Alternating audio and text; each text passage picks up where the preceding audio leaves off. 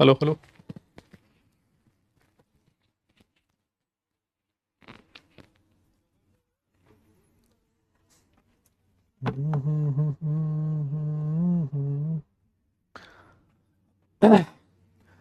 हाँ जी, hello and welcome to all my dear students. क्या हाल चाल आप लोगों के, कैसे हैं आप सब लोग? मुझे उम्मीद है आप सब बहुत बढ़िया होंगे। एक बार फिर से मैं आप सब लोगों का वेलकम करता हूं। पी ब्लॉक एलिमेंट्स हम लोग चैप्टर पढ़ रहे हैं और आज इसका लेक्चर नंबर 4 है।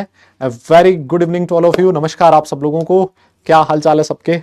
गुड इवनिंग, नमस्कार नमस्कार नमस्कार। सब बढ़िया हो? जोरदार, एकदम जबरदस्त। हाँ जी हाँ जी हाँ जी, सब बढ़िया हो? Good evening good evening good evening. हाँ भाई, सब बढ़िया, जोरदार। Thank you thank you thank you. हाँ जी, नमस्कार नमस्कार। हाँ जी, आ गए, वापस आ गए। अपनी जमीन अपनी मिट्टी पे वापस आ गए।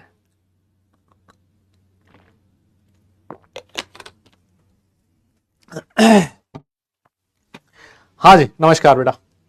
तो कहाँ गए थे? अरे कहाँ गए थे, इधर उधर। मुझे बहुत सारे बच्चों ने मैसेज किया। बहुत सारे बच्चों ने मैसेज किया, सर बहुत सारा बैकलॉग हो रखा है, टाइम ही नहीं मिल पा रहा है पढ़ाई करने का, टाइम ही नहीं मिल पा रहा है रिवीजन करने का। तो मैंने कहा यार, मुझे थोड़ी दया सी आ गई।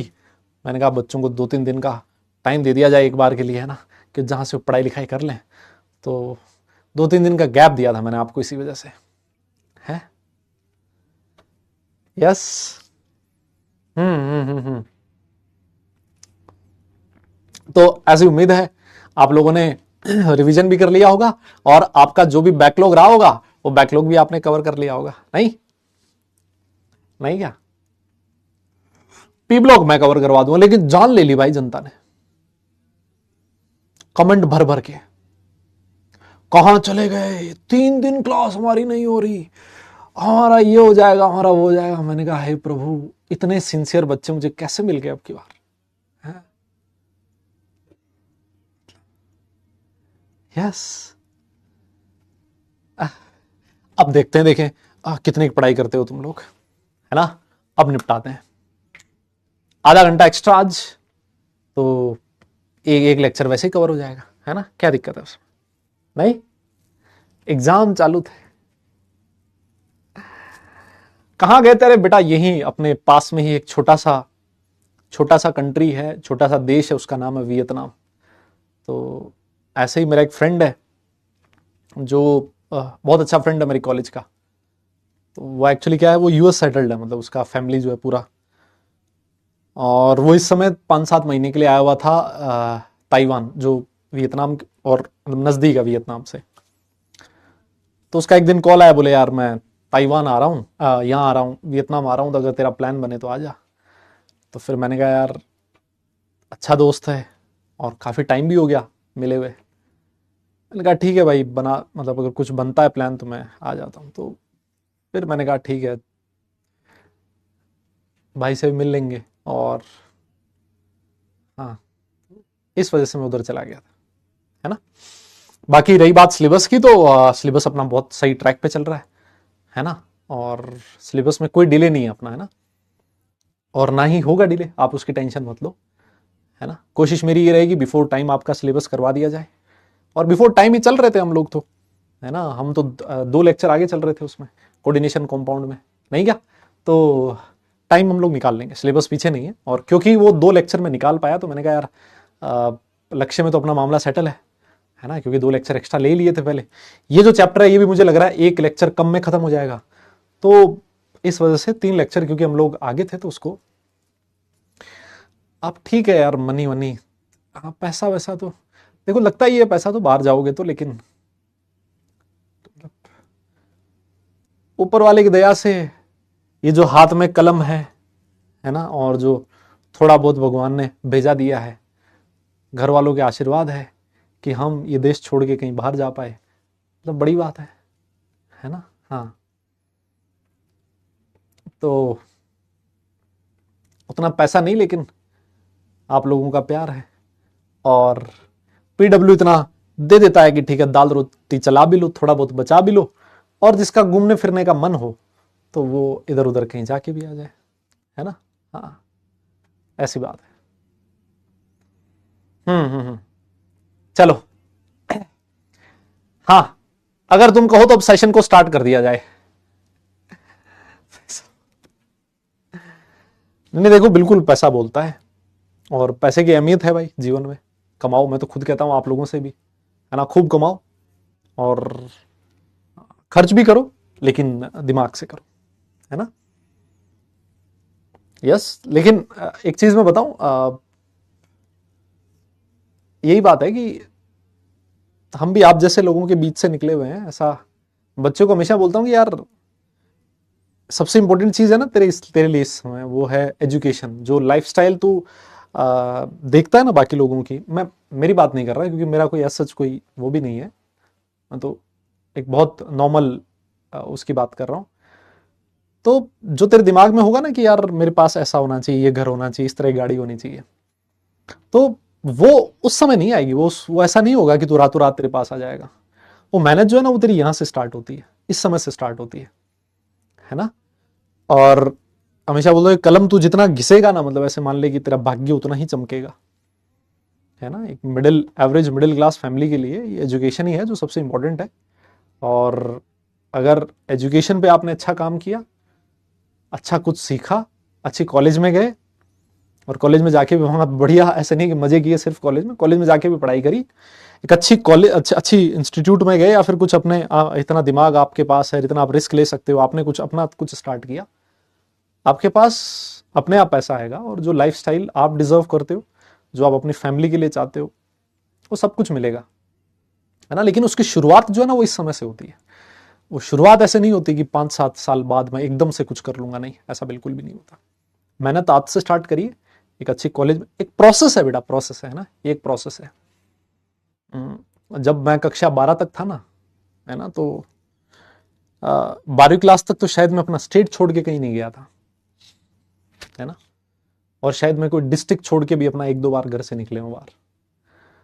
तो लेकिन जब आप मेहनत करते हो, पढ़ाई करते हो, उसका एफर्ट आपका एफर्ट दिखता है ना, तो फिर चीजें होने लगती है ना, धीरे धीरे धीरे धीरे होने लगती है। और वो जैसा मैंने आपसे कहा ना, वो स्टार्ट यहीं से होता है ना। तो ये जितना भी आपके पास टाइम है ना, उसको यूटिलाइज करो, है ना। उसको उसको काम में लो, और कल का जो दिन होगा वो बढ़िया होगा, है ना। सब मिलेगा लाइफ में, लेकिन टाइम टाइम के साथ मिलेगा। एकदम से शॉर्टकट्स नहीं अपनाने होते, है ना। और जो एकदम से मिली हुई चीज है ना, उसकी कीमत भी नहीं पता लगेगी आपको, है ना। जब धीरे धीरे मिलेगा ना, जब आपके एफर्ट से मिलेगा, हर दिन मेहनत करोगे, हर दिन कुछ अचीव होगा, साल दर साल आप देखोगे अपनी आंखों के सामने कि मैं कैसे ग्रो कर रहा हूँ, है ना। मेरा फैमिली कैसे ग्रो कर रहा है, फाइनेंशियली देखो या सोशली देखो, तो आपको देख के 4 लोग इंस्पायर भी होंगे, है ना। और वो जो ग्रोथ होगी, क्योंकि आपने मेहनत से वो ग्रो किया है, तो वो लंबे टाइम तक सस्टेन करेगी। आजकल आपको पता है there are n number of ways पैसा कमाने के, है ना। अच्छे बुरे बहुत सारे हैं, लेकिन वो डिफरेंट वेज से पैसा कमाया हुआ वो डिफरेंट वेज में निकल जाता है ना। और उसकी कद्र नहीं होती आपको उस पैसे की। तो मेहनत करके कमाओ, कहने का मतलब ये है ना। लेकिन कमाओ, खूब खूब पैसा कमाओ और खर्च भी करो, है ना। आ जाओ, हम लोग आज ग्रुप 17 एलिमेंट्स पढ़ने वाले हैं, है ना। ग्रुप 17 एलिमेंट्स पढ़ेंगे। लास्ट क्लास में हम लोगों ने ग्रुप 16 खत्म कर दिया था, ग्रुप 15-16 खत्म हो चुका है, 17 और 18 एलिमेंट बचा है। जो ग्रुप 18 एलिमेंट है वो बहुत छोटा पोर्शन है उसका, ग्रुप 17 जो रहेगा वो हमारा मेजर पोर्शन है। तो मुझे पूरी पूरी उम्मीद है कि ये 2 लेक्चर या फिर ज्यादा से ज्यादा लगा तो 2.5 लेक्चर उसमें खत्म हो जाएगा चैप्टर, है ना। और फिर उसके बाद एक और चैप्टर हम लोग स्टार्ट करेंगे, नाम है उसका डी एंड एफ लोक एलिमेंट्स। मेरे हिसाब से सारे लोग एक बार थम्स अप करके बता दीजिए कि सर सेशन को कर दिया जाए स्टार्ट, ग्रुप 17 एलिमेंट्स हम लोग स्टार्ट करने जा रहे हैं। सब लोगों से थम्स अप चाहता हूं, सब लोगों की नजरें सिर्फ और सिर्फ स्क्रीन की तरफ होनी चाहिए। यस यस यस यस, हाँ जी, आ जाओ आ जाओ आ जाओ, बोलिए। हाँ हाँ बेटा, अब ये पूरा, अरे यार रिकॉर्डिंग नहीं हो पाई यार, रिकॉर्डेड मैं नहीं दे पाया। उस समय इतनी क्लासेस थी ना मेरी, सो 3 क्लास हो रही है यार, 6-7 घंटे की ऑलरेडी मेरी क्लास थी, तो मैं रिकॉर्डिंग नहीं दे पाया। और मैं नहीं चाहता था कि पुराना कोई मेरा सेशन जो हो मैं आपको रिकॉर्ड करके वो रिकॉर्डेड चिपकाऊं। मतलब वो, हाँ, मैं तब चिपकाता जब सिलेबस मेरा पीछे चल रहा होता और मुझे लगता कि नहीं यार मैं उसको कवर नहीं करवा पाऊंगा, तब मैं वो चिपकाता। लेकिन उसकी मुझे जरूरत फील नहीं हुई, तो वो मैंने नहीं लगाया, है ना। इस वजह से मैंने रिकॉर्डेड नहीं दिया आप लोगों को, या आ जाओ सर। सर सबसे पहली चीज, ग्रुप 17 एलिमेंट कौन कौन से एलिमेंट होते हैं सर? सारी दुनिया जानती है ग्रुप 17 एलिमेंट में फ्लोरीन, क्लोरीन, ब्रोमीन, आयोडीन और एस्टाटीन होते हैं।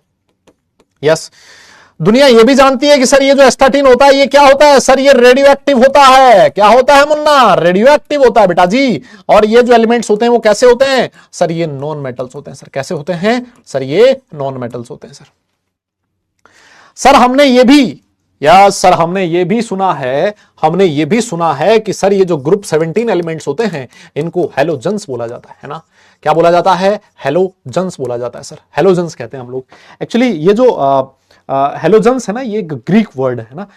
ग्रीक में हेलो का जो मीनिंग होता है ना, हेलो का मतलब होता है सर सॉल्ट, है ना? Salt, hello means salt. और जीन्स का मतलब हो गया बोन या फिर प्रोड्यूसर्स। यस, जो सॉल्ट बनाते हैं, salt producers are called as halogens, है ना? लेकिन सर ये किसके सॉल्ट बनाते हैं यार? मैंने कहा कैसी बात कर रहा है, किसके सॉल्ट बनाते हैं? जैसे मान ले तू लिखता है NaCl, सोडियम का क्लोराइड बनाता है, पोटेशियम ब्रोमाइड बनाता है। ये कौन से सॉल्ट्स बनाते हैं? फ्लोराइड्स बनाते हैं, क्लोराइड्स बनाते हैं, ब्रोमाइड्स बनाते हैं, आयोडाइड्स बनाते हैं। कोई बोल ही नहीं रहा। यस सर, कैसे याद रखें? फ्लोरीन क्लोरीन बाहर, fluorine chlorine bromine iodine astatine, है ना? ये तो है ही। फिर कल बाहर आई आंटी, इस तरीके से आप लोग याद रख सकते हो, है ना? और ये लिखा है इसने, the halogens are highly reactive non metallic elements, है ना? ये सारे के सारे क्या होते हैं? नॉन मेटल्स होते हैं, हाईली रिएक्टिव नॉन मेटल्स होते हैं। अच्छा मुझे एक बात बताइए, जो नॉन मेटल्स होते हैं उनकी रिएक्टिविटी का क्या मतलब है ना? नॉन मेटल्स की जो रिएक्टिविटी होती है उसका क्या मतलब है? अरे सर क्या बात कर रहे हो सर? नॉन मेटल्स की रिएक्टिविटी का मतलब है टेंडेंसी टू गेन इलेक्ट्रॉन्स। अरे कोई बोल ही नहीं रहा यार। क्या यही मतलब होता है क्या? नॉन मेटल्स की रिएक्टिविटी का मतलब क्या यही होता है क्या? Tendency to gain electrons. Sir बिल्कुल। अगर मान लीजिए कोई भी हेलोजन ऐसा है, कोई भी एलिमेंट ऐसा है जिसकी इलेक्ट्रॉन गेन करने की टेंडेंसी ज्यादा है, तो सर वो क्या होगा? सर वो एक बहुत रिएक्टिव नॉन मेटल होगा, है ना? इलेक्ट्रॉन गेन करने की टेंडेंसी होती है। और मैं आपको बताऊं, आप लोगों ने मेरे हिसाब से हेलोजन्स का इलेक्ट्रॉनिक कॉन्फ़िगरेशन तो देख ही रखा है। NH2 NP5 होता है ना सर। इनके वैलेंस शेल में कितने इलेक्ट्रॉन होते हैं? अरे सर इनके वैलेंस शेल में इलेक्ट्रॉन्स होते हैं 7। अगर इनको एक इलेक्ट्रॉन मिल जाए तो मजा आ जाए। सर क्यों? मजे की डेफिनेशन क्या है? मैंने कहा देख बेटा, वैसे तो मजे की कोई डेफिनेशन नहीं है, सबको मजा अलग अलग तरीके से आता है, सबका मजे का तरीका अलग है। लेकिन जो आपका एलिमेंट्स होते हैं उनके मजे का मतलब है वैलेंस शेल में 8 इलेक्ट्रॉन होना, है ना? वैलेंस शेल में 8 इलेक्ट्रॉन होना। इनके पास वैलेंस शेल में पहले से 7 इलेक्ट्रॉन है और 1 इलेक्ट्रॉन गेन कर लेगा, वैलेंस शेल में 8 इलेक्ट्रॉन हो जाएगा, स्टेबल हो जाएगा। इस वजह से ये बड़ी आसानी से इलेक्ट्रॉन गेन करने की टेंडेंसी रखता है, बहुत ज्यादा रिएक्टिव नॉन मेटल होता है। मेरे हिसाब से कहानी ठीक है ना? लिखता the halogens are highly reactive non metallic elements and astatine is a radioactive element, है ना? ये एक रेडियो एक्टिव एलिमेंट होता है। ये सर हमें पता है पहले से सर। आप लोग डन लिखिए भाई, आगे चलते हैं। डार्क, इसमें क्या डार्क था बे भाई? तुम्हारा तो दिमाग ही डार्क है मुझे लग रहा है साला, है ना? बोलना भी गुनाह हो गया आजकल भाई, है? कुछ भी बोलते ही डार्क। अरे क्या था डार्क? अच्छा वो मजे, अरे यार, अरे उसमें गलत थोड़ी ना है यार। मुझे एक बात बताओ, सबको मजा, किसी को मजा आता है पढ़ने में, किसी को मजा आता है खेलने में। अब खेलने में भी किसी को मजा आता है क्रिकेट खेलने में, कोई कहता है बैडमिंटन खेलूंगा, कोई कुछ। सर मजे की डेफिनेशन अलग अलग है ना। अब वही बूढ़ा आदमी होगा, है ना, उसको मजा अलग तरीके से आएगा, है ना? वो अब तुम उसको क्रिकेट थोड़ी ना खिला दोगे। दिमाग में ही साला डार्क भरा है, बताओ तुम्हारे। हाँ सर, हम लोग अक्रेंस की बात करेंगे। और मैं हमेशा बोलता हूं अक्रेंस को ज्यादा दिल पे नहीं लेना, है ना? मैं हमेशा बोलता हूं अक्रेंस को दिल पे नहीं लेना। कहता है कि जो फ्लोरीन होता है वो प्रेजेंट मेनली इन इनसॉल्युबल फ्लोराइड्स। इनसॉल्युबल फ्लोराइड्स, जैसे जो फॉर्मूले लिखे हैं, जो नाम लिखे हैं, मैं आप लोगों को वो बताना चाहता हूं। इस वजह से मैंने अक्रेंस ये वाला टॉपिक में पढ़ाता हूं। फ्लोस्पार होता है, CF2 क्रायोलाइट होता है, Na3AlF6, ये सारे हमारे काम के हैं, है ना? और एक होता है फ्लोरापेटाइट, जिसका फॉर्मूला होता है CA3PO4 hold by CF2। And small quantities are present in soil, river, water, plants and bones and teeth of animals. बिल्कुल होता है, फ्लोराइड हमारे टीथ में होता है ना, बोन्स में होता है। लेकिन ठीक है, वो बाकी कहानी अलग है। इंपॉर्टेंट चीज है ये फॉर्मूले, इनके नाम आपको याद होने चाहिए, है ना? ये वाले जो नाम है वो आपको याद होने चाहिए। लिखता है deposits of dry up seas contains these compound sodium chloride and carnallite, है ना? ये कार्नेलाइट का फॉर्मूला याद है आप लोगों को? मैंने लिखवाया था। कहां लिखवाया था ये वाला फॉर्मूला? याद करो, देखिए। सोडियम क्लोराइड सारी दुनिया जानती है, कार्नेलाइट का ये फॉर्मूला होता है। यहां से आपको क्या मिलेगा? क्लोरीन मिलेगा। देखो सोडियम क्लोराइड में क्लोरीन होता है, कार्नेलाइट में भी क्लोरीन होता है। बताओ, कोई बोल ही नहीं रहा है। अदा हाँ ना बोलना पड़ेगा। यस, अरे बोलो तो सही। कहां पढ़ा था ये कार्नेलाइट आप लोगों ने? KCl.MgCl2.6H2O कहां पढ़ा है मुन्ना? कहां पढ़ा है वे? हाँ बहुत बढ़िया। अरे सर हमने कोऑर्डिनेशन कंपाउंड पढ़ा था सर, कोऑर्डिनेशन कंपाउंड्स पढ़ा था और वहां पर ये आया था, है ना। वहां पर इसके डिफरेंट डिफरेंट फॉर्म्स मैंने आपको लिख के बताई थी। डिफरेंट फॉर्म बोले तो ये कैसे डिसोसिएट होता है, सारा सब कुछ हमने लिखा था। कहता है कि certain form of marine life contains iodine in their systems, various seaweeds seaweeds for example contain up to 0.5% of iodine and chili saltpeter contains 0.2% of sodium iodate, ठीक है, NaIO3। और ठीक है, उससे मुझे मेरा कोई बहुत ज्यादा लेना देना नहीं है। मैं आप लोगों से चाहता हूं ये जो फॉर्मूले तुम्हारे सामने लिखे ना, ये फॉर्मूले तुम्हें याद होने जरूरी है ना, इस पे क्वेश्चन पूछा जाएगा, ठीक है ना। ये फॉर्मूला इंपॉर्टेंट है, ये कितना परसेंट आयोडीन होता है, इसमें कितना परसेंट होता है, no one is going to ask you, है ना। ये किसी एग्जाम में नहीं पूछा जाएगा, इतना हो जाए डन लिखिए, फिर हम लोग आगे चलेंगे। हाँ हाँ चलो, याददाश्त तुम्हारी तेज है ना, अभी भूले नहीं हुई, बहुत बढ़िया बात है। पी ब्लॉक कब खत्म होगा? बहुत जल्दी खत्म होगा, है ना। हो सकता है कल वाली जो क्लास है ना, उसमें हम लोग काफी कुछ तक पी ब्लॉक खत्म कर दे, है ना। काफी कुछ खत्म हो जाएगा कल वाली क्लास में, मैं बता रहा हूं तुम्हें, काफी कुछ खत्म हो जाएगा नेक्स्ट क्लास में। इतना हो जाए नोट कीजिए, है ना, इतना हो जाए नोट कीजिए।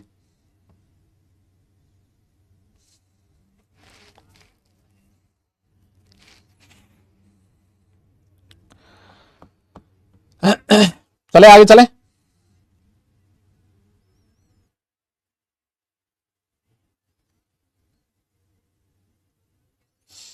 हाँ जी,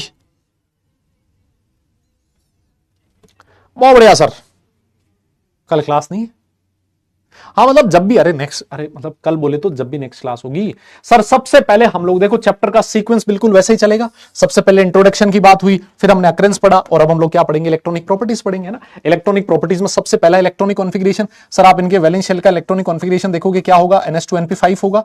यस सर, इनके वैलेंस शेल में कितने इलेक्ट्रॉन्स होंगे? सर वैलेंस इलेक्ट्रॉन होते हैं 7, है ना सर। 2 + 7 वैलेंस शेल में, सर 2 + 5 7 होते हैं। वैलेंस शेल में 7 इलेक्ट्रॉन है, और 7 इलेक्ट्रॉन है तो सर इनकी स्ट्रॉन्ग टेंडेंसी होती है, strong tendency to gain electrons, है ना। Strong tendency to gain electrons, है ना, to gain electrons to complete their octet. Yes, to complete their octet, वो अपना ऑक्टेट कंप्लीट करने के लिए स्ट्रॉन्ग टेंडेंसी रखते हैं, है ना। ये बताने की जरूरत तो नहीं है ना दादा, ये बताने की जरूरत नहीं है ना। NH2 NP5 कैसा है? देखो आप लोग ये लिखते हो फ्लोरीन, लिखते हो हीलियम, 2s2 2p5 होता है, बोलो होता है कि नहीं होता? हम लोग लिखते हैं क्लोरीन, क्लोरीन क्या होता है सर? ये होता है नियोन, 3s2 3p5 होता है, बोलो। आप चाहो तो चेक कर सकते हो, बोले इसका इलेक्ट्रॉनिक कॉन्फिगरेशन लिखे। सर ब्रोमीन जो होगा वो क्या होगा सर? वो होगा आर्गन, 4s2 4p5, है ना। और उससे पहले क्या आएगा? 3d10 आएगा। तो आप लोग एक चीज नोटिस करो, वैलेंस शेल में 2s2 2p5, 3s2 3p5, 4s2 4p5, नीचे वाले का आएगा 5s2 5p5। यस तो सर ये हो गया NH2 NP5, है ना। डन लिख लो इसको, हो जाए तो आगे चलते हैं, है ना। डन लिखो, आगे चलते हैं। यस डन लिख दो, फिर आगे चलते हैं, ठीक है जी। हाँ डन लिखो, फिर आगे चलते हैं।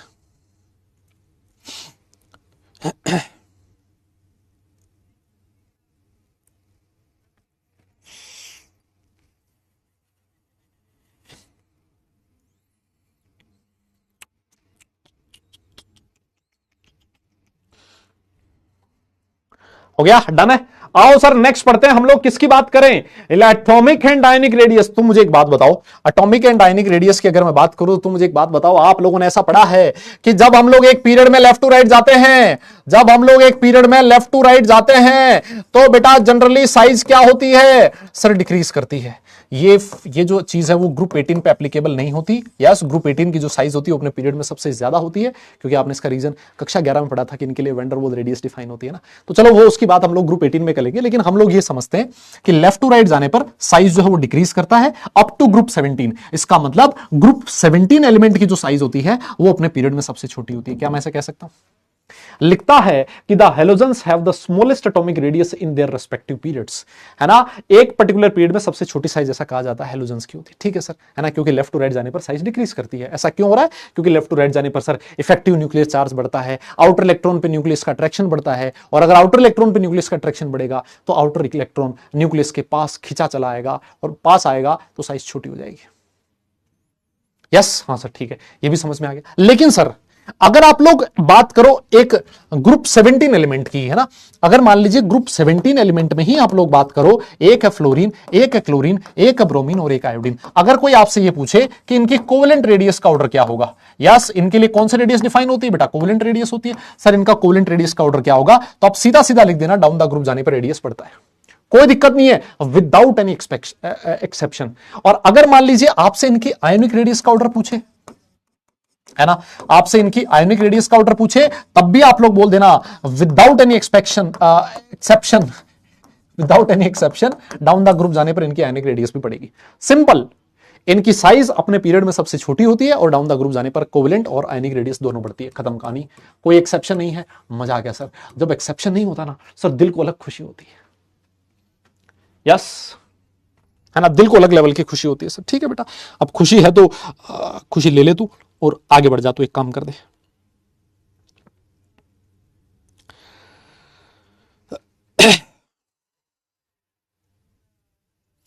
हाँ जी, यस, चले आगे। अच्छा, हाँ हाँ हाँ सर, आयनिक रेडियस अगर एटॉमिक एंड आयनिक रेडियस होने के बाद सर बाद हम लोग किसकी बात करेंगे सर, बाद हम लोग बात करेंगे आयनाइजेशन एंथैल्पी की। सर रेडियस का बात हो गया, आयनाइजेशन एंथैल्पी, अरे सर हमने पढ़ा है कि ionisation enthalpy is inversely proportional to size. अगर सर साइज छोटी है, अरे सर साइज अगर छोटी है तो आयनाइजेशन एनर्जी ज्यादा होगी सर। छोटी साइज है मतलब आउटर इलेक्ट्रॉन पे न्यूक्लियस का अट्रैक्शन ज्यादा, और अगर अट्रैक्शन ज्यादा है तो उस न्यूक्लियस को हटाने के लिए आपको ज्यादा एनर्जी देनी पड़ेगी। क्या मैं सही कह रहा हूं? हाँ सर बिल्कुल सही कह रहे हो।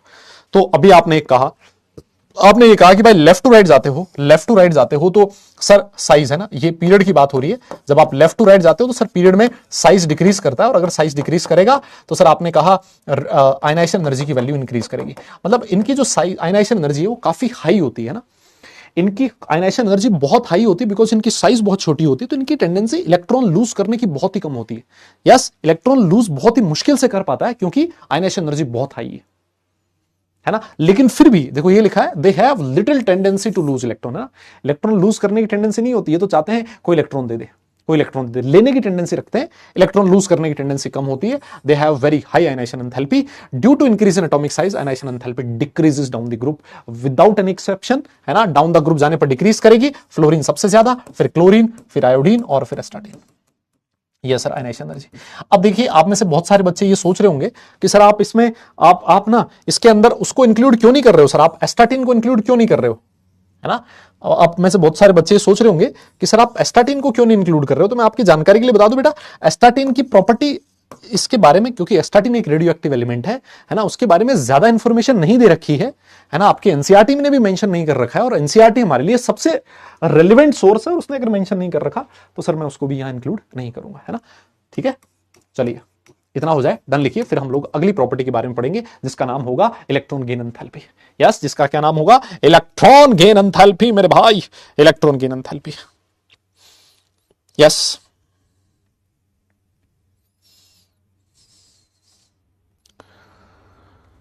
हाँ जी, हो गया,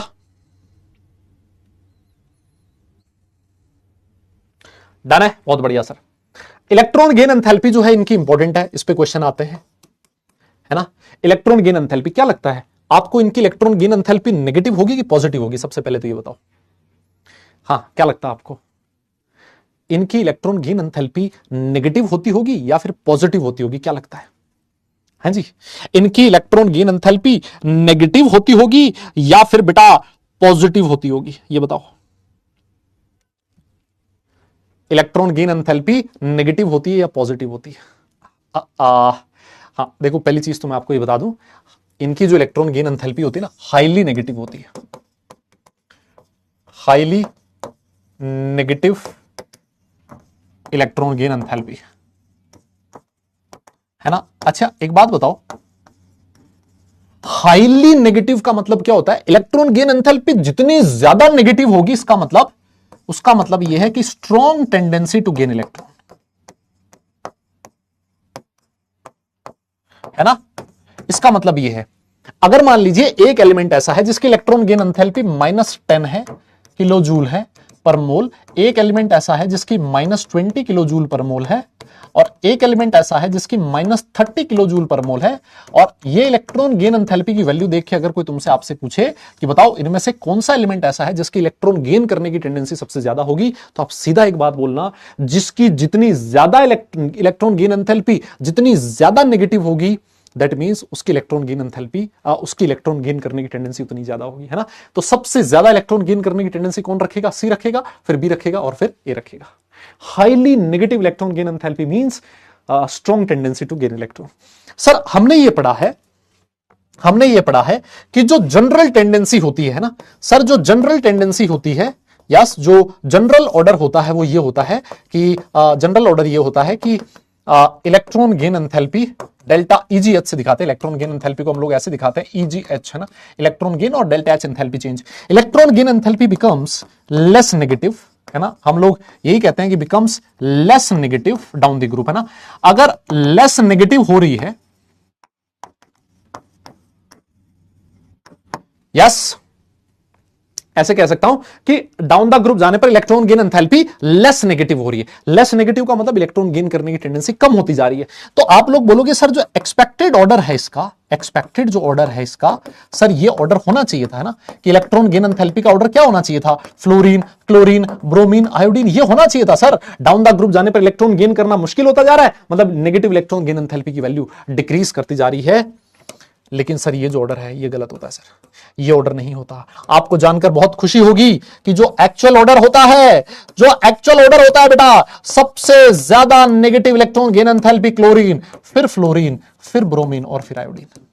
मजा ही आ गया सर। और ये एक्सेप्शन मैं आपको 3 बार तो पढ़ा चुका हूं इसी चैप्टर में। मैं ये एक्सेप्शन 3 बार पढ़ा चुका हूं इसी चैप्टर में। जो क्लोरीन होता है ना, क्लोरीन का electron gain enthalpy highest negative होता है पूरी पीरियोडिक टेबल में, है ना। और अरे भाई साहब ये क्या, अरे कहां आ गए भाई, ए मुन्ना कहां हो गया भैया, चलते चलते कहां हो गया मुन्ना।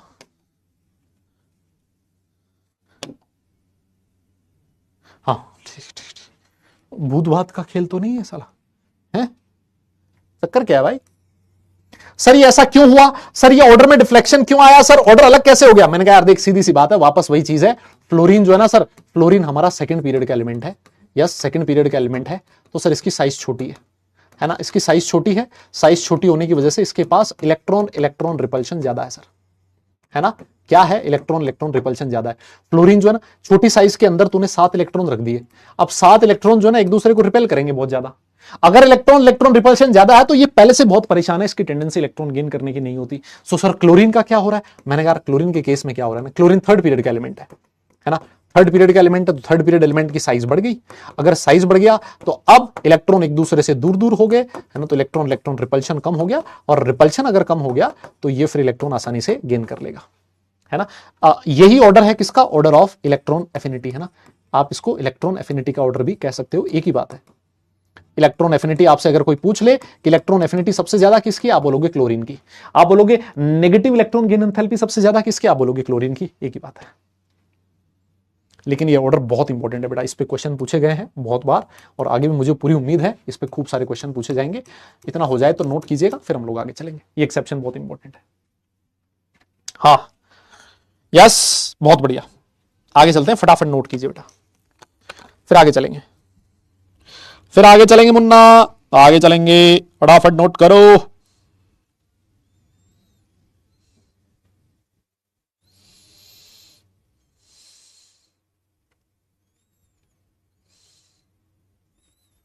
हाँ जी,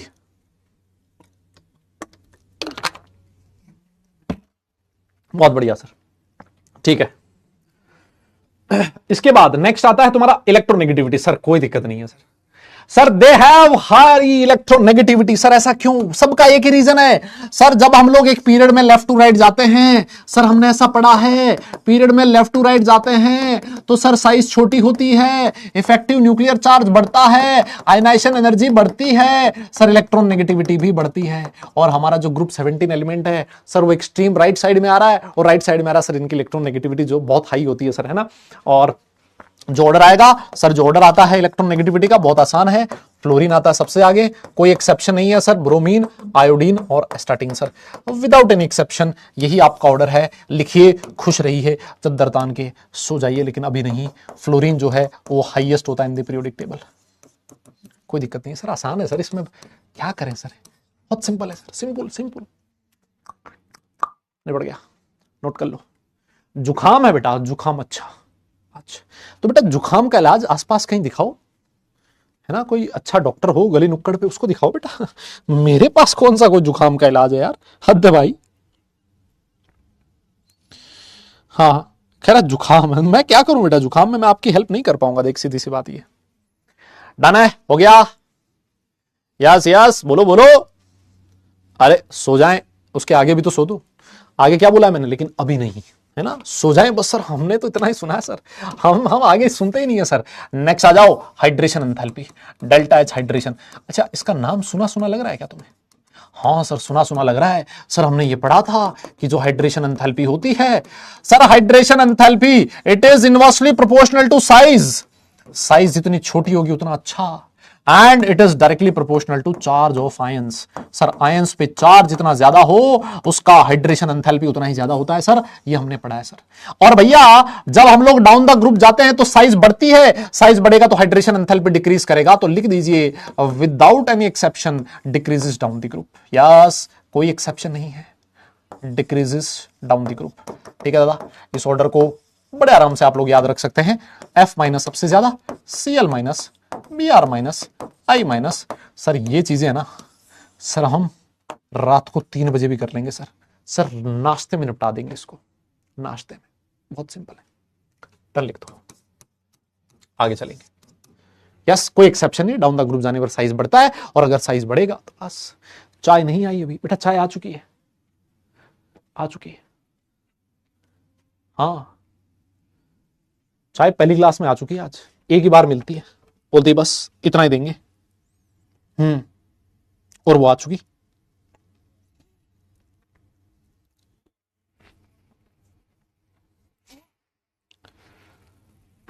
हो जाए तो डन लिखिएगा, आगे चलते हैं।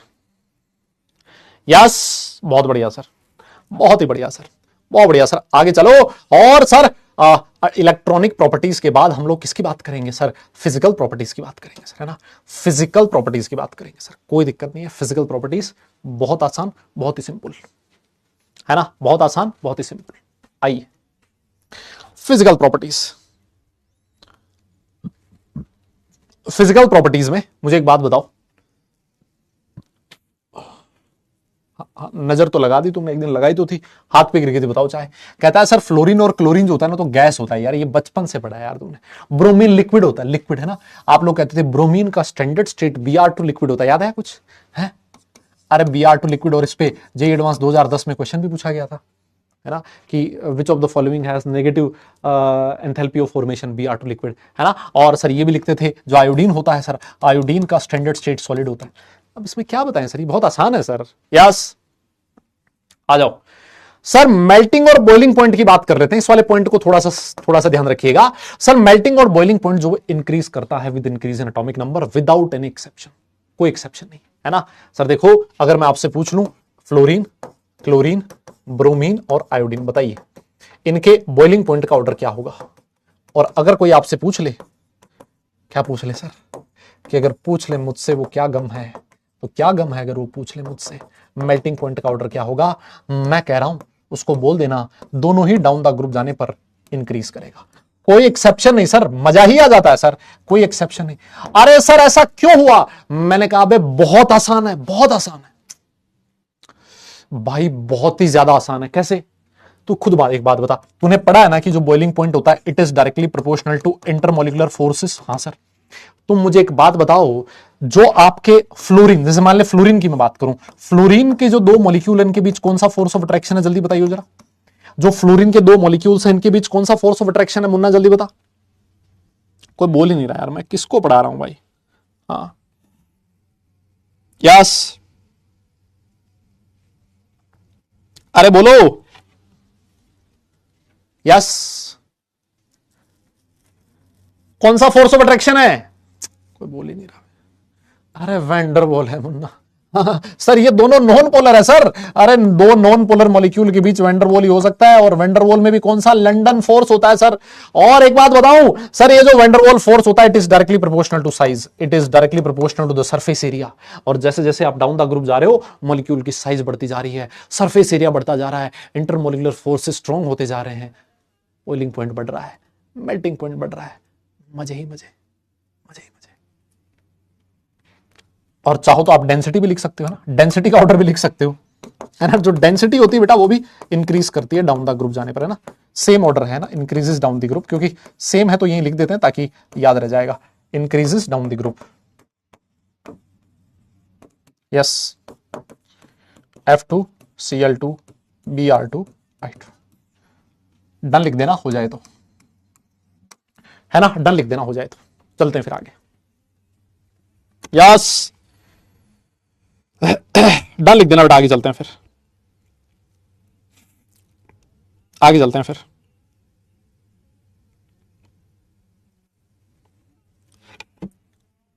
यस, बहुत बढ़िया। अच्छा तुम मुझे एक बात और बताओ दादा, तुम मुझे एक बात और बताओ, तुम मुझे एक बात और बताओ कि हेलोजन्स कलर्ड होते हैं कि कलरलेस होते हैं, ये बताओ जरा, देखते हैं कौन बताता है। हेलोजन्स आर कलर्ड की कलरलेस? ए भाई लोग, हेलोजन्स आर कलर्ड या फिर कलरलेस, कैसे होते हैं, कैसे देखे तुम लोगों ने? कलर्ड होते हैं कि कलरलेस होते हैं? कलरलेस होते हैं भाई, इसके बाद चांटा देने का मन कर रहा है। अबे कम से कम तूने आयोडीन तो देखा है, आयोडीन वॉलेट कलर का होता है। ब्रोमीन लिक्विड जो होता है तुम लोगों ने देखा होगा, रेडिश ब्राउन कलर। ऑर्गेनिक पढ़ के आए हो ना बे, हैं? और फिर भी तुम ऐसे बोलोगे Br2CCl4 के साथ रिएक्शन नहीं करवाते तुम लोग, है ना।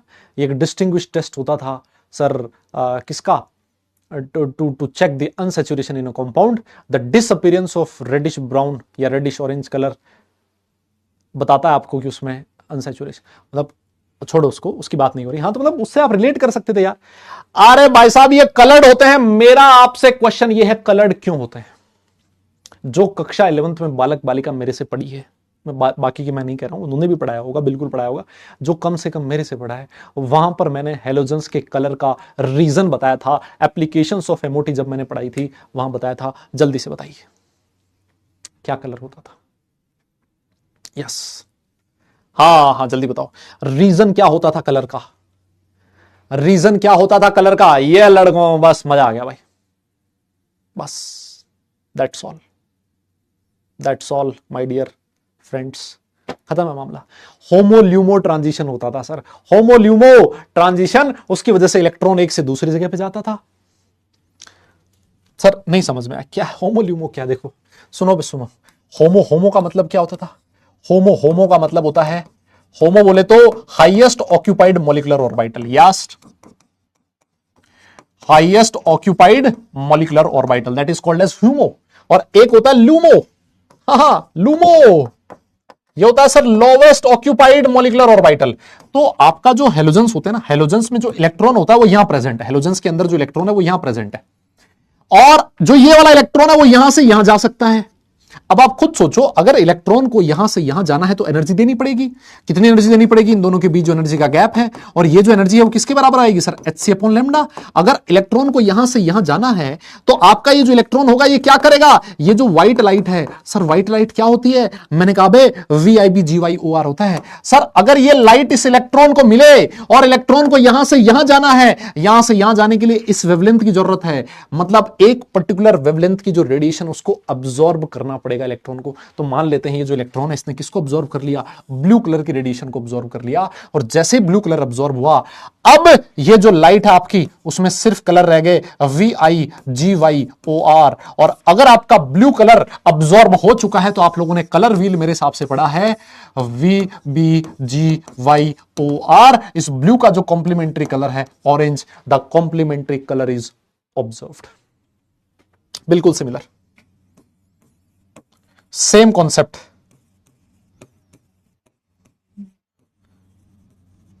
बताओ ये सब कुछ पढ़ाया कि नहीं पढ़ाया?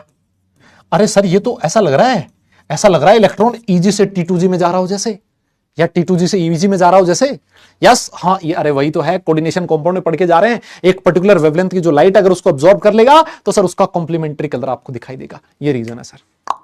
तो इसमें जो रीजन होता है ना, पता क्या लिखते हो, है ना, रीजन होता है रीजन फॉर कलर, है ना, रीजन फॉर कलर क्या होता है, होमो-ल्यूमो ट्रांजिशन। यस, होमो-ल्यूमो ट्रांजिशन, इसकी वजह से हैलोजन्स कलर शो करते हैं।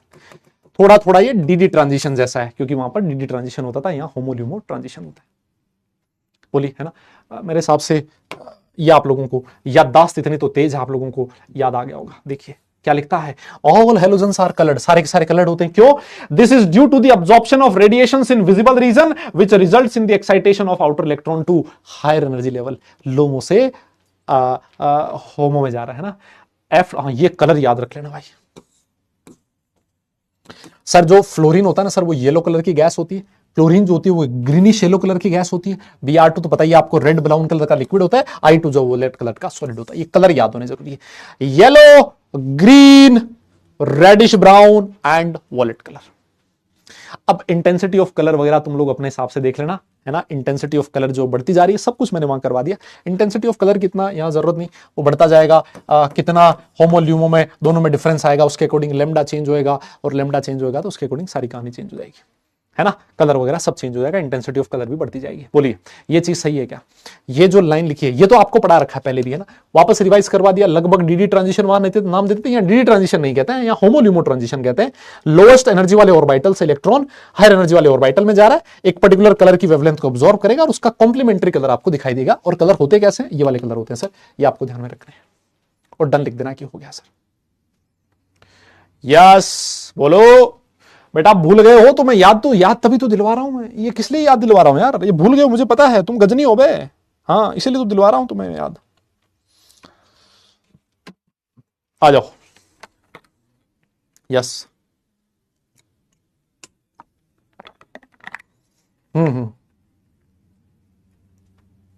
इसको नोट कर लो, फिर आगे चलते हैं। यस, हो गया क्या?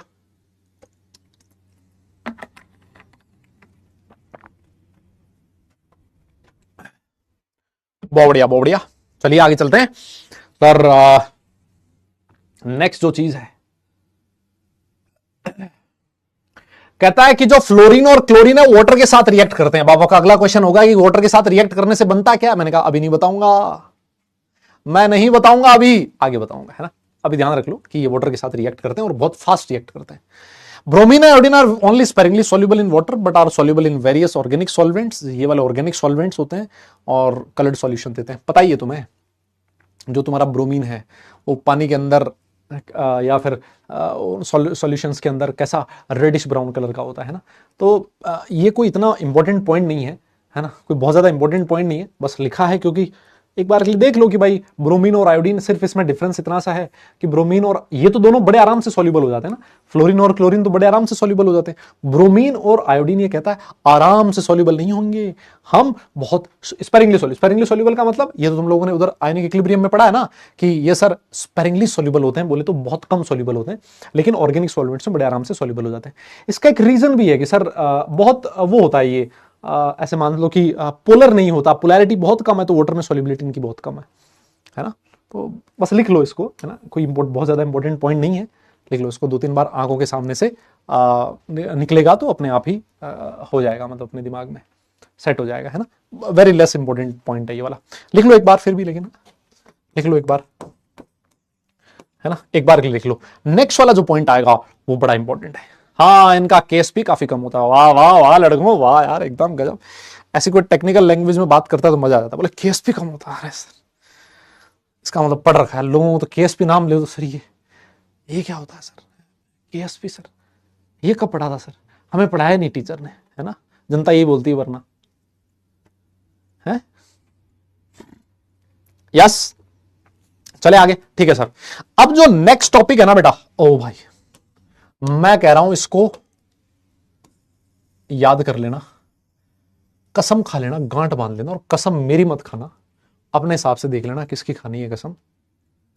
बहुत important topic, that is called as bond enthalpy. अब बॉन्ड एंथैल्पी पढ़ने से पहले मेरा आपसे क्वेश्चन है, अगर तुमसे कोई पूछे fluorine fluorine, chlorine chlorine, bromine bromine और आयोडीन आयोडीन, इसमें बॉन्ड लेंथ का क्या ऑर्डर होगा? यस, बॉन्ड लेंथ का क्या ऑर्डर होगा, जल्दी बताइए। बॉन्ड लेंथ का क्या ऑर्डर होगा? तो हर कोई बच्चा यही बोलेगा, हर कोई बच्चा ये बोलेगा कि सर डाउन द ग्रुप जाने पर साइज बढ़ती है, और साइज बढ़ेगी तो जो बॉन्ड है उसकी लेंथ भी बढ़ेगी सर, उसमें कोई एक्सेप्शन नहीं है सर, है ना। सर बॉन्ड लेंथ का ऑर्डर ये होता है। और सर हमने ऐसा पढ़ा है, सर हमने ऐसा पढ़ा है, ये सारा सब कुछ 11th क्लास में हो चुका है, ये मैं ऐसे माहौल बना के तुम्हें बता रहा हूं, है ना। 11th क्लास में पढ़ चुके हैं ये सब कुछ, है ना, लेकिन मैं फिर वापस पढ़ा रहा हूं। थैंक यू, तुम बाद में बोल देना भले ही, है ना। ये सब कुछ पढ़ा चुका हूं मैं, ऐसे मानो। हाँ, लेकिन ये नहीं मानते हुए कि आपको कुछ आता है ना, बोले सर मानो मत, सच्चाई यही है, हमें नहीं आता है कुछ, है ना, आप तो पढ़ाओ। लेकिन सर हमने ये भी पढ़ा है कि सर जो बॉन्ड एनर्जी होती है, अगर कोई दूसरा फैक्टर काम नहीं कर रहा, तो सर जो बॉन्ड एनर्जी होती है वो बॉन्ड लेंथ के इनवर्सली प्रोपोर्शनल होता है सर, है ना। सर हमने ये भी पढ़ा है कि अगर कोई दूसरा फैक्टर काम नहीं कर रहा हो तो सर ऐसा होता है।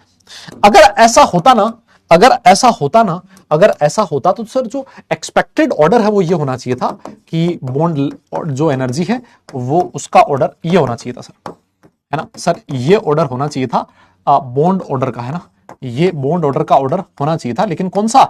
एक्सपेक्टेड, है ना, एक्सपेक्टेड ऑर्डर ये होना चाहिए था। लेकिन मैं आपकी जानकारी के लिए बता दूं सर, ये जो ऑर्डर है ये सही नहीं है sir, this is wrong sir, ये गलत ऑर्डर है सर। सही ऑर्डर कौन सा है? सही ऑर्डर ये है, क्लोरीन क्लोरीन सबसे ज्यादा, फिर ब्रोमीन, फिर फ्लोरीन, और फिर आयोडीन।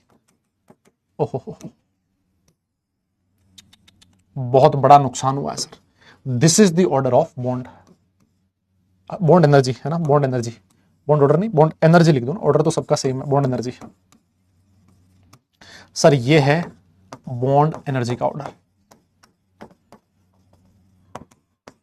अब कोई है ऐसा बच्चा जो ये बता सके? हाँ, कोई ऐसा बच्चा जो ये बता सके कि फ्लोरीन की बॉन्ड एनर्जी इतनी कम क्यों हो गई? सर फ्लोरीन की बॉन्ड एनर्जी कम क्यों हो गई? मैंने कहा भाई बहुत आसान है ना। कई बार जो छोटी साइज होती है, कई उसके नुकसान है, कई फायदे भी हैं। यहां पर नुकसान है सर, क्या नुकसान है? जब मैं फ्लोरीन फ्लोरीन बॉन्ड की बात करता हूं, है ना, मैं फ्लोरीन फ्लोरीन बॉन्ड की बात करता हूं, तो सोचिए फ्लोरीन की साइज छोटी है, छोटी साइज है, और इसके पास 3-3 लोन पेयर है। छोटी साइज होने की वजह से ये जो लोन पेयर है इनके बीच आपस में रिपल्शन ज्यादा है। अच्छा एक बात बताइए, अगर इन दोनों फ्लोरीन के लोन पेयर ही आपस में एक दूसरे को रिपेल करेंगे तो यार ये जो बॉन्ड है ये तो स्ट्रॉन्ग कैसे हो पाएगा सर? ये तो बॉन्ड वीक होना ही पड़ेगा, इसको बॉन्ड वीक ही होगा। और वहीं क्लोरीन कहता है मैंने अपने लोन पेयर को दूर दूर रख रखा है ना, मैं दोनों लोन पेयर को नजदीक ही नहीं आने देता हूं। और जब मेरे दो लोन पेयर आपस में नजदीक ही नहीं आ पाएंगे, उनको पता ही नहीं लगेगा कि कोई और भी है जो पास में है, पड़ोस में है ना, बहुत दूर दूर रखता हूं। सर यहां दूरियां ज्यादा है, दूरियां ज्यादा, रिपल्शन कम, रिपल्शन कम, तो ये बॉन्ड स्ट्रॉन्ग है और ये वाला बॉन्ड वीक है। अब वीक होके कितना वीक हो गया? ये इतना वीक हो गया है कि ये ब्रोमीन से भी पीछे चला गया है। ये डेटा आपको याद रखना है, ये बहुत इंपॉर्टेंट चीज है। टल लिख दीजिए, और हो जाए तो मुझे बताइएगा, आगे चलेंगे फिर, है ना। फिर उसके बाद हम लोग आगे चलेंगे। यस, हाँ जी, फिर उसके बाद हम लोग आगे चलेंगे। फटाफट नोट कर लो, नहीं नोट कर लो भाई, नोट कर लो फटाफट।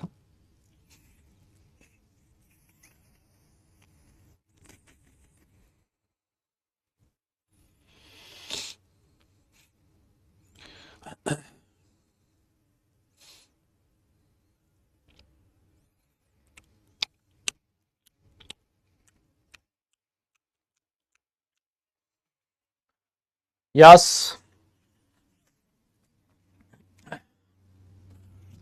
बेटा हो गया क्या? क्या हम लोग आगे चल सकते हैं? ये क्या है? RSGH बोले तो ये क्या है? FSGH मतलब नहीं समझा मैं नहीं समझा, मैं नहीं समझा बेटा। आयोडीन से कम नहीं हुआ बेटा, ऐसे कोई थोड़ी कह सकते हो इससे कम क्यों नहीं हुआ। कम हुआ, कितना कम हुआ वो डेटा से पता लगेगा, है ना, वो जो लोन पेयर रिपल्शन है वो कितना ज्यादा इफेक्टिव, वो कैसे पता लगेगा? शक्ल देखने से थोड़ी पता लगेगा, वो डेटा से पता लगेगा। डेटा ये कहता है कि यहां आएगा सेट, है ना। यस, अच्छा, आओ आओ सर, आओ सर, आगे बढ़ते हैं। एक बहुत जबरदस्त क्वेश्चन है, एक बहुत शानदार क्वेश्चन है ना, और ये आपके, हालांकि स्कूल एग्जाम्स में तो है नहीं ये वाला चैप्टर, लेकिन अगर ये होता तो बहुत सोचने वाली बात होती और बहुत प्यारा क्वेश्चन आपसे ही पूछ सकता था, है ना। बहुत ही जबरदस्त क्वेश्चन ही पूछा है। देखिए, आप मुझे एक बात बताइए, अगर मैं तुमसे पूछूं कि ऑक्सीडाइजिंग पावर, है ना, क्योंकि आप लोग पढ़ के आए हो, ये ऑक्सीडाइजिंग पावर का जो ऑर्डर है वो हैलोजेंस में क्या होता है? ऑक्सीडाइजिंग पावर किसकी सबसे ज्यादा होती है हैलोजेंस में? तो आप एक चीज बोलोगे, सर हमने पढ़ा है कि जो फ्लोरीन होता है उसका ऑक्सीडाइजिंग पावर सबसे ज्यादा, फ्लोरीन, क्लोरीन, ब्रोमीन और आयोडीन। सर ये कैसे पता लगा आपको, है ना? सर ये कैसे पता लगा आपको? मैंने कहा यार ऑक्सीडाइजिंग पावर मुझे ऐसे पता लगी क्योंकि मैं थोड़े बहुत फिजिकल केमिस्ट्री भी पढ़ाता हूं, है ना, मैं थोड़ी बहुत फिजिकल केमिस्ट्री भी पढ़ाता हूं, और मैंने ऐसे सुना है कि जो ऑक्सीडाइजिंग पावर होती है it is directly proportional to SRP value, है ना। ये डायरेक्टली प्रोपोर्शनल होती है किसके? SRP value. एसआरपी क्या है sir? Standard reduction potential value. Yes, अगर जिसका रिडक्शन पोटेंशियल ज्यादा होगा, है ना सर, जिसका रिडक्शन पोटेंशियल ज्यादा होता है सर, वो एक बहुत जबरदस्त ऑक्सीडाइजिंग एजेंट होता है। और सर मैंने ऐसे सुना है कि जो फ्लोरीन होता है, क्योंकि सर मैंने इलेक्ट्रोकेमिस्ट्री भी पढ़ रखा है, तो इलेक्ट्रोकेमिस्ट्री में हमें बताया गया था कि जो फ्लोरीन होता है उसका एसआरपी वैल्यू सबसे मैक्सिमम होता है कितना? प्लस 2.87 वोल्ट, है ना। सर मैंने ऐसे पढ़ा है, और आप लोगों ने ये भी पढ़ा है कि क्लोरीन का सबसे मिनिमम होता था -3.05। यस, तो सर ये 2.87 वोल्ट है, सबसे मैक्सिमम है, और इसी वजह से फ्लोरीन सबसे तगड़ा ऑक्सीडाइजिंग एजेंट है। सर इसका मतलब ये है कि जैसे जैसे मैं डाउन द ग्रुप जा रहा हूं सर, वैसे वैसे एसआरपी की वैल्यू कम हो रही है, और एसआरपी की वैल्यू कम होने का मतलब सर ऑक्सीडाइजिंग पावर जो है कि वो भी डिक्रीज करेगा। सर इतना हम लोगों ने पढ़ रखा है सर, है ना। ठीक है, तो अब आप एक चीज सोचिए, अगर कोई ऑक्सीडाइजिंग पावर, मतलब वो जो एलिमेंट है वो बताइए, अगर एक ऑक्सीडाइजिंग एजेंट है तो ऑक्सीडाइजिंग एजेंट जो है वो इलेक्ट्रॉन गेन करता है कि लूज करता है? यस, वो इलेक्ट्रॉन लूज करेगा या गेन करेगा? कोई बोल ही नहीं रहा। यस, कोई बोल ही नहीं रहा है। अरे भैया, जो एलिमेंट ऑक्सीडाइज हो रहा है, ऑक्सीडाइजिंग पावर कैसे देखी जाती है? टेंडेंसी टू गेन इलेक्ट्रॉन या tendency to lose electron? Oxidising agent करता क्या है? हाँ हाँ, अरे सर बिल्कुल सही, आप ऐसे याद रखो, जो ऑक्सीडाइजिंग एजेंट है उसका खुद का क्या होगा? रिडक्शन होगा, और अगर खुद का रिडक्शन होगा तो रिडक्शन का मतलब हो गया sir tendency to gain electron. Sir अगर मान लीजिए कोई एलिमेंट आसानी से इलेक्ट्रॉन गेन कर रहा है ना, अगर मान लो कोई एलिमेंट आसानी से इलेक्ट्रॉन गेन कर रहा है, इसका मतलब सर उसका रिडक्शन आसानी से होगा, रिडक्शन आसानी से होगा मतलब वो उतना ही अच्छा ऑक्सीडाइजिंग एजेंट होगा। लेकिन सर अब कहानी में ट्विस्ट आता है। अब आप सारे इस चीज को मानते हो, आप इस चीज को मानते हो कि अगर कोई एलिमेंट आसानी से इलेक्ट्रॉन गेन करेगा तो सर वो सबसे अच्छा ऑक्सीडाइजिंग एजेंट होगा। लेकिन एक बात बताओ, अभी हम लोगों ने पढ़ा था फ्लोरीन की इलेक्ट्रॉन गेन करने की टेंडेंसी क्लोरीन के कंपैरिजन में कम होती है, फ्लोरीन में इलेक्ट्रॉन इलेक्ट्रॉन रिपल्शन होता है। तो अगर फ्लोरीन आसानी से इलेक्ट्रॉन गेन नहीं कर रहा क्लोरीन के कंपैरिजन में, तो फिर फ्लोरीन सबसे तगड़ा ऑक्सीडाइजिंग एजेंट कैसे हो गया? क्लोरीन की इलेक्ट्रॉन गेन एंथैल्पी सबसे ज्यादा नेगेटिव होती थी, क्लोरीन का इलेक्ट्रॉन एफिनिटी सबसे मैक्सिमम होता था, उस हिसाब से जो क्लोरीन है वो सबसे अच्छा ऑक्सीडाइजिंग एजेंट होना चाहिए था। फ्लोरीन कैसे हो गया? तुम तो ये बताओ। मेरा क्वेश्चन ये है, मेरा क्वेश्चन समझे क्या तुम लोग? यस, मेरा क्वेश्चन तो शायद समझ में आया तुम लोगों को। यस, मेरा क्वेश्चन समझ में आया क्या आपको?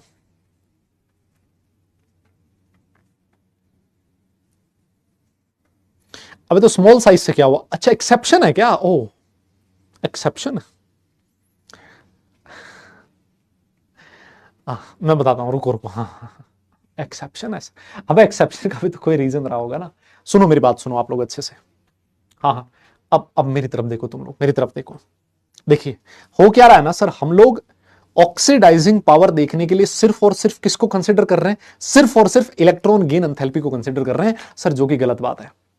ऑक्सीडाइजिंग पावर देखने के लिए सिर्फ इलेक्ट्रॉन गेन एंथैल्पी से काम नहीं चलेगा। ऑक्सीडाइजिंग जो पावर है, अगर आपको कंप्लीट ऑक्सीडाइजिंग नेचर बताना है तो उसके लिए एक से ज्यादा फैक्टर्स कंसीडर करने पड़ते हैं। उसमें से वन ऑफ द फैक्टर है इलेक्ट्रॉन गेन एंथैल्पी।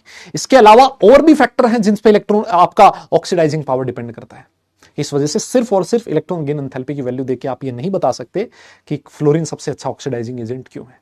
हमें और भी फैक्टर्स कंसिडर करने पड़ेंगे। तो अब आप बोलोगे सर और कौन से फैक्टर होते हैं? मैंने कहा जा, मैं तुझे बताता हूं। देख, जब तो ऑक्सीडाइजिंग पावर देखेगा ना, पता सबसे पहले तेरे पास जो हेलोजन होगा वो कौन सी स्टेट में होगा? सर मेरे पास होगा X2 गैसियस फॉर्म में, है ना। तो सबसे पहले मैं क्या करता हूं, उसको X गैस में कन्वर्ट करता हूं। अच्छा सर ठीक है, कर दिया। फिर ये जो X गैस है ना सर, ये किस में कन्वर्ट होगा? सर ये X माइनस गैस में कन्वर्ट होगा। क्यों? क्योंकि इलेक्ट्रॉन गेन करेगा। और सर एक बात बताऊं क्या, अगर ऑक्सीडाइजिंग और रिड्यूसिंग नेचर की आप बात कर रहे हो तो सर कोई केमिकल रिएक्शन होगी, और सर जो केमिकल रिएक्शन है वो सर एक्वा स्टेट में होती है। सर इसका मतलब इसका हाइड्रेशन भी होगा, हाइड्रेशन का मतलब X माइनस एक्वस बनेगा। अगर मुझे किसी भी एलिमेंट की ऑक्सीडाइजिंग पावर निकालनी है तो मुझे इस प्रोसेस को कंसीडर करना पड़ेगा। यहां से लेके यहां तक का जो प्रोसेस है उसको कंसीडर करना पड़ेगा।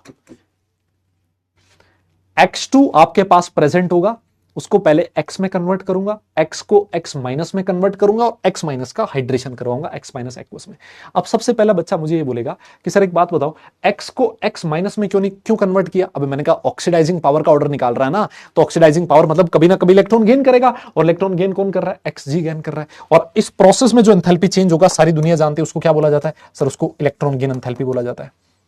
और X माइनस, क्योंकि जो रिएक्शन है वो एक्वस मीडियम में हो रही है, एक्वस मीडियम होगा तो X माइनस गैस से X माइनस एक्वस बनेगा। सर इस प्रोसेस में कुछ एनर्जी रिलीज होगी और उसको क्या नाम दिया जाएगा? उसको हाइड्रेशन एंथैल्पी बोला जाएगा। और X2 को X में कन्वर्ट करना है। सर X2 को X में क्यों कन्वर्ट किया? सर मैंने कहा सुन तो सही, इसलिए कन्वर्ट किया है बिकॉज जो तेरा इलेक्ट्रॉन गेन एंथैल्पी होता है वो किसके लिए डिफाइन होता है? It is defined for isolated gaseous atom. आपका जो X है वो गैसियस स्टेट में होना चाहिए, और आइसोलेटेड मतलब अकेला होना चाहिए। Electron gain enthalpy is defined for isolated gaseous atom, इसलिए हमें X2 को X में कन्वर्ट करना पड़ेगा, और एक्चुअली हाफ X2 को, क्योंकि बैलेंस करना है ना। तो सर यहां जिस एनर्जी का रिक्वायरमेंट होगा वो है delta half into delta H dissociation. अब समझो, अब समझो सर, जब मैं फ्लोरीन की बात करता हूं, फ्लोरीन की अगर मैं बात करूं तो फ्लोरीन X2 से X में आसानी से कन्वर्ट होता है एज कंपेयर टू क्लोरीन। क्यों? क्योंकि क्लोरीन का बॉन्ड एनर्जी ज्यादा होता है, फ्लोरीन का कम होता है, और अगर फ्लोरीन का बॉन्ड एनर्जी कम है इसका मतलब X2 आसानी से X में कन्वर्ट हो जाएगा। ठीक है सर। फ्लोरीन की साइज छोटी होती है, साइज छोटी है तो X माइनस जो है वो आसानी से X माइनस एक्वस में कन्वर्ट होगा। मतलब ये जो तीन फैक्टर्स हैं, इन तीन फैक्टर्स में से दो फैक्टर ऐसे हैं जो फ्लोरीन के लिए फायदेमंद है ना, जो फ्लोरीन को फेवर कर रहे हैं। ये वाला जो फैक्टर है X से X माइनस में कन्वर्ट होना, ये फैक्टर किसके अकॉर्डिंग है? ये फैक्टर किसको फायदा दे रहा है? वो फैक्टर फायदा दे रहा है किसको? क्लोरीन को। ये जो तीन फैक्टर है, तीन तरह की एनर्जी कंसीडर करनी पड़ती है मुझे। जब मैं ऑक्सीडाइजिंग पावर जो है वो देखूंगा तो तीन फैक्टर कंसीडर करूंगा, है ना। ऑक्सीडाइजिंग पावर जो है मैं लिख भी देता हूं आप लोग चाहो तो। ऑक्सीडाइजिंग पावर जो बेटा वो कौन कौन से फैक्टर पे डिपेंड करेगी? सर सबसे पहला बॉन्ड डिसोसिएशन एनर्जी, यस। दूसरा इलेक्ट्रॉन गेन एंथैल्पी, और तीसरा सर ये हाइड्रेशन एंथैल्पी पे डिपेंड करेगा। जो बच्चा मेरे से last year S block element पढ़ा है, एस ब्लॉक एलिमेंट में मैंने रिड्यूसिंग नेचर ऑफ लिथियम पढ़ाया था कि लिथियम सबसे तगड़ा रिड्यूसिंग एजेंट क्यों होता है, सेम वहां पर भी एक्सप्लेन किया था, है ना। हम लोग ये कहेंगे कि साहब बॉन्ड डिसोसिएशन एनर्जी कम होनी चाहिए, अच्छी बात है, आसानी से बॉन्ड टूटेगा। इलेक्ट्रॉन गेन एंथैल्पी ज्यादा होनी चाहिए ताकि आसानी से इलेक्ट्रॉन गेन करेगा, और हाइड्रेशन एंथैल्पी भी ज्यादा होनी चाहिए ताकि उसका हाइड्रेशन बहुत जबरदस्त होगा, ज्यादा अमाउंट ऑफ एनर्जी रिलीज होगी, प्रोसेस ईजी होगा, है ना। तो सर बॉन्ड डिसोसिएशन एंथैल्पी कम किसकी होती है? फ्लोरीन की। ये फ्लोरीन के लिए फेवरेबल फैक्टर है। ये किसके लिए फेवरेबल फैक्टर है? क्लोरीन के लिए। और ये फेवरेबल फैक्टर किसके लिए है? ये भी फ्लोरीन के लिए, बिकॉज फ्लोरीन की साइज छोटी है, साइज छोटी है तो उसकी हाइड्रेशन एनर्जी ज्यादा है। तो तीन में से जो दो फैक्टर हैं, दो फैक्टर जो हैं वो चाहते हैं कि फ्लोरीन जो है वो अच्छा ऑक्सीडाइजिंग एजेंट बने। बस काम खत्म हो गया, है ना, बस काम खत्म हो गया। तो इसका जो आप रीजन लिखोगे, है ना, इस चीज का जो रीजन लिखोगे वो रीजन क्या लिखोगे? पहला low bond dissociation energy for fluorine, and दूसरा high hydration enthalpy for fluorine. इस वजह से फ्लोरीन जो है वो सबसे तगड़ा ऑक्सीडाइजिंग एजेंट है। कोई बोल ही नहीं रहा यार, कोई बोल ही नहीं रहा यार भाई। यस, हर्षित कह रहा है सबके सब सी स्पैम करो। बेटा सी तू अपने बारे में बात कर रहा है क्या? अरे बेटा तू अगर सी है तो सारी थोड़ी ना है यार सी, कैसी बात कर रहा है? हाँ, सब लोग पढ़ने लिखने वाले बालक हैं, समझदार बालक हैं, तो अपने बारे में मत बता मैं क्या हूं। हाँ जल्दी बोलो। यस यस यस यस, बोलना पड़ेगा भैया, बोलना पड़ेगा। अब भाई देखो, मैंने तो अपना पूरा दम लगा के आपको समझाने की कोशिश करी है ना। अब बताओ देखें कितने लोगों को समझा पाया हूं मैं, है? कितने लोगों को समझा पाया हूं भाई? समझ में आ गया क्या?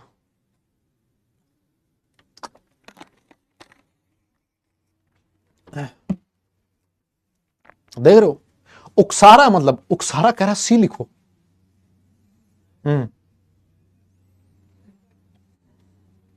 डन लिखो ये। ऐसे नहीं कह रहा कि भाई नोट कर लो डन लिख दो, नहीं सी लिखो। इसको सी से बड़ा प्यार है, देख रहे हो तुम। यस, नोट करो बेटा, नोट करो, हो जाए तो डन लिखो, फिर आगे चलते हैं। यस, फिर आगे चलते हैं बेटा जी। बोलो बोलो बोलो।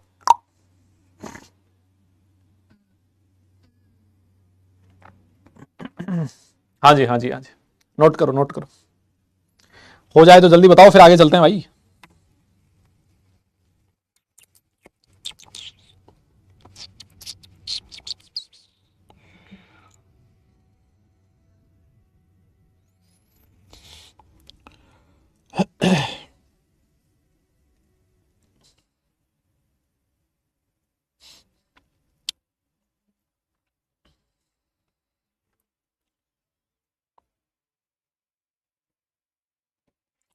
हो गया क्या? डन है, आगे चले। चलो सर, बहुत बढ़िया। सी का क्या मतलब है बेटा? सस्पेंस है ये तुम्हारे लिए, सोच के आना अगली क्लास में क्या मतलब है सी का। अब हम लोग आगे चलते हैं और बात कर लेते हैं केमिकल प्रॉपर्टीज की, है ना। किसकी बात कर लेते हैं? केमिकल प्रॉपर्टीज की। और केमिकल प्रॉपर्टीज में सबसे पहले जो मैं बात करूंगा, यस, सबसे पहले जो मैं बात करूंगा वो होगी oxidation state and trends in chemical reactivity. अब मुझे बहुत सारे बच्चे बोल रहे थे, है ना, अभी आज वाली क्लास में भी किसी ने लिखा कि सर ये जो केमिकल प्रॉपर्टीज है ये तो हमारे सिलेबस में नहीं है बेटा, केमिकल प्रॉपर्टीज सिलेबस में है, प्रिपरेशन जो है कंपाउंड्स की वो सिलेबस में नहीं। जैसे क्लोरीन की प्रिपरेशन हो गया, फ्लोरीन की हो गया, या ऑक्सो एसिड्स की प्रिपरेशन हो गया, वो हमारे सिलेबस का पार्ट नहीं है, लेकिन केमिकल प्रॉपर्टी सिलेबस का पार्ट है। यहां से तो खूब सारे क्वेश्चंस पूछे जाते हैं, ठीक है। सी का मतलब है बेटा हर्षित, है ना, हर्षित, सी इज हर्षित। यस, अब समझ जाओ तुम क्या है। हाँ, आओ सर देखो, कहता है कि all the halogens exhibit -1 oxidation state. अरे सर ये तो परम धर्म है इनका। यस, इनका परम धर्म है, क्यों? क्योंकि सर इनका इलेक्ट्रॉनिक कॉन्फ़िगरेशन होता है NH2 NP5 और सर इनके वैलेंस शेल में 7 इलेक्ट्रॉन होते हैं। 7 इलेक्ट्रॉन है तो सर ये एक इलेक्ट्रॉन बड़े आराम से गेन कर लेंगे और एक इलेक्ट्रॉन गेन करके सर क्या बना देंगे? NH2 NP6 बना देंगे। तो एक इलेक्ट्रॉन गेन कर रहे हैं तो इनकी ऑक्सीडेशन स्टेट -1 तो हो ही सकती है सर, उसमें कोई दिक्कत नहीं है।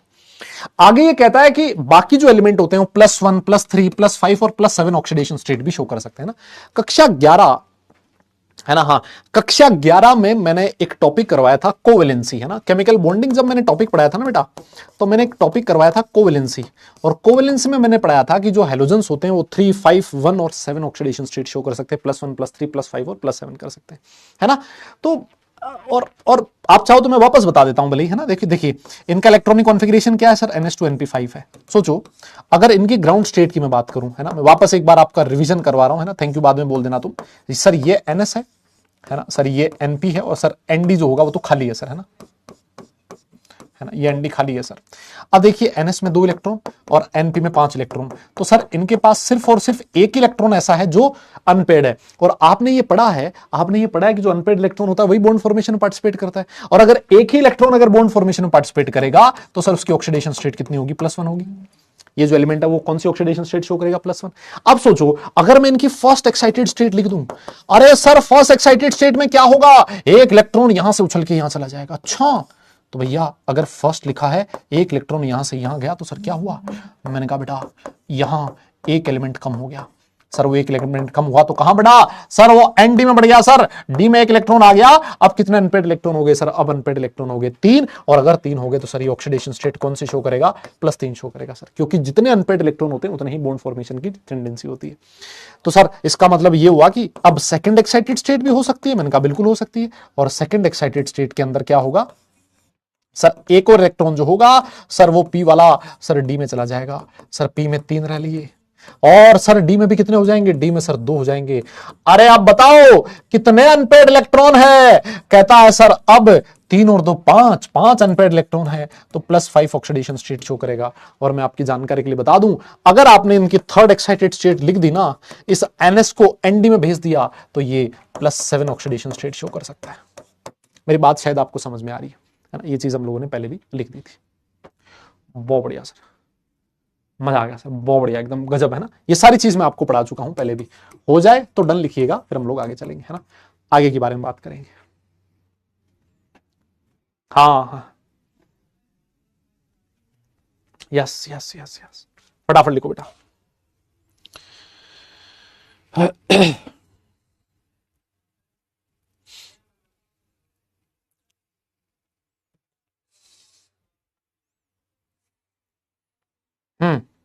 अच्छा एक बात और बताओ।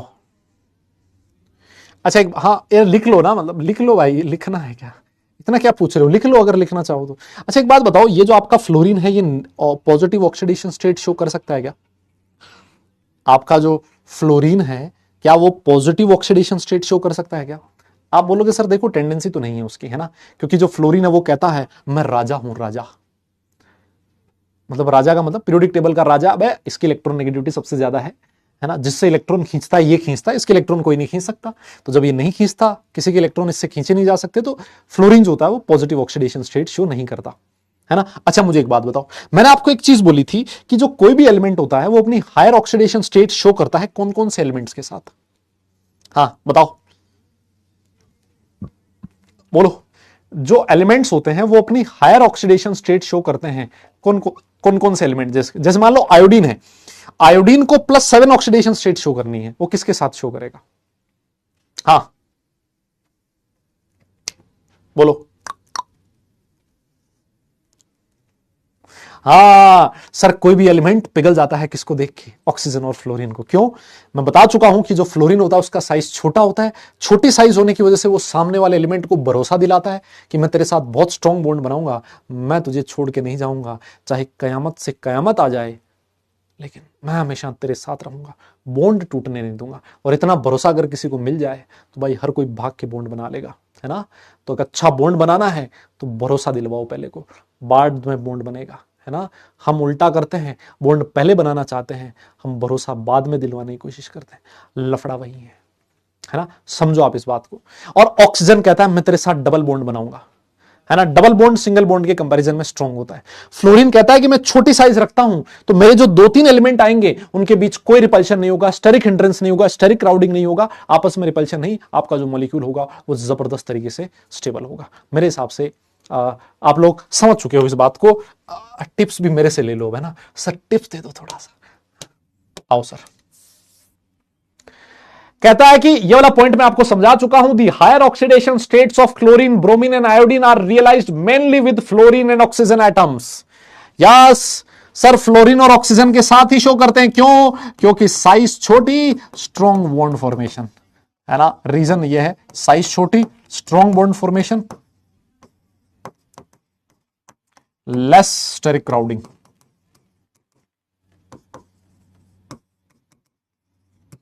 ठीक है, बाकी ये सेकंड वाला पॉइंट इतना कोई इंपॉर्टेंट नहीं है कि oxidation state +4 +6 occurs in oxides, है ना। जैसे मान लो क्लोरीन का, आगे मैं ऑक्साइड पढ़ाऊंगा आपको, होगा शायद कहीं पर ऑक्साइड्स की, मैं, है ना, ऑक्साइड्स हैं शायद कहीं ना कहीं। देखिए ऑक्साइड्स अगर मैं देखूं तो जैसे ये मान लो क्लोरीन है, क्लोरीन का एक ऑक्साइड है ClO2 है ना, ClO2 में क्लोरीन कौन सी ऑक्सीडेशन स्टेट में है, +4 में है। Cl2O3 इसमें क्लोरीन कौन सी ऑक्सीडेशन स्टेट में है, +6 में है। यस, Br2 उसमें ब्रोमीन कौन सी ऑक्सीडेशन स्टेट में है, +1 में है। BrO3 यहां पर ब्रोमीन कौन सी ऑक्सीडेशन स्टेट में, +6 में ना। तो मतलब ये जो एलिमेंट है ये वाली ऑक्सीडेशन स्टेट भी शो कर सकते हैं, या तो ऑक्साइड्स में या फिर ऑक्सो एसिड्स के अंदर। हालांकि ये वाला जो पॉइंट है इतना कोई इंपॉर्टेंट नहीं है, आपसे कोई नहीं पूछेगा कि किसमें ये वाली ऑक्सीडेशन स्टेट शो करते हैं, लेकिन जस्ट ये पॉइंट आपको पता होना जरूरी है। ये वाली जो चीज है, ये वाली पॉइंट जो है ये थोड़ा सा इंपॉर्टेंट है, और ये वाला पॉइंट मैं इतनी बार आपको करवा चुका हूं कि अगर आपको 3 बजे भी आपसे कोई पूछेगा तब भी आप उसको सही बताओगे, है ना। इसको नोट कर लीजिए, डन हो जाए तो आगे लिखिए।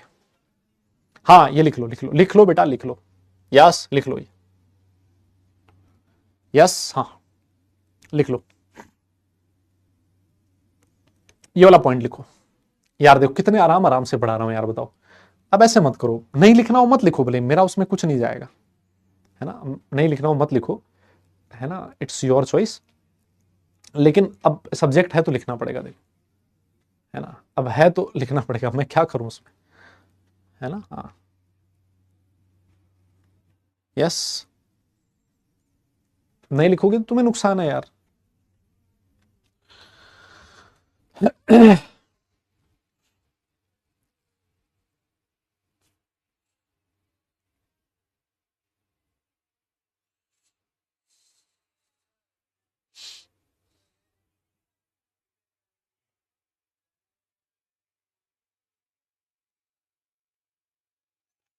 हाँ जी,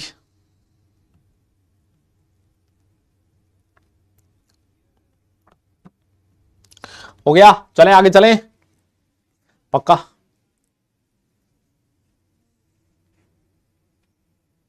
ठीक है सर, आओ। नेक्स्ट वाली जो लाइन लिखी है ना, वो सब कुछ मैं पढ़ा चुका हूं, ऐसे मान लो सब कुछ मैं पढ़ा चुका हूं। Being the most electronegative element, fluorine exhibit only minus an oxidation state. बिल्कुल, ये मैं थोड़ी देर पहले पढ़ा चुका हूं। All the halogens are reactive, halogens reactive होते हैं। हैलोजेंस की रिएक्टिविटी का क्या मतलब है सर, हैलोजेंस कैसे हैं, नॉन मेटल्स हैं, और नॉन मेटल्स की रिएक्टिविटी का मतलब है टेंडेंसी टू गेन इलेक्ट्रॉन। और सर इनकी जो टेंडेंसी होती है ना सर, वो भयंकर होती है इलेक्ट्रॉन गेन करने की, है ना। सर इनकी जो टेंडेंसी होती है बहुत भयंकर होती है, क्योंकि इनके वैलेंस शेल में 7 इलेक्ट्रॉन होते हैं, बहुत जबरदस्त इलेक्ट्रॉन गेन करने की टेंडेंसी रखते हैं। इसका मतलब सर बहुत जबरदस्त ये वाले नॉन मेटल्स होते हैं ना।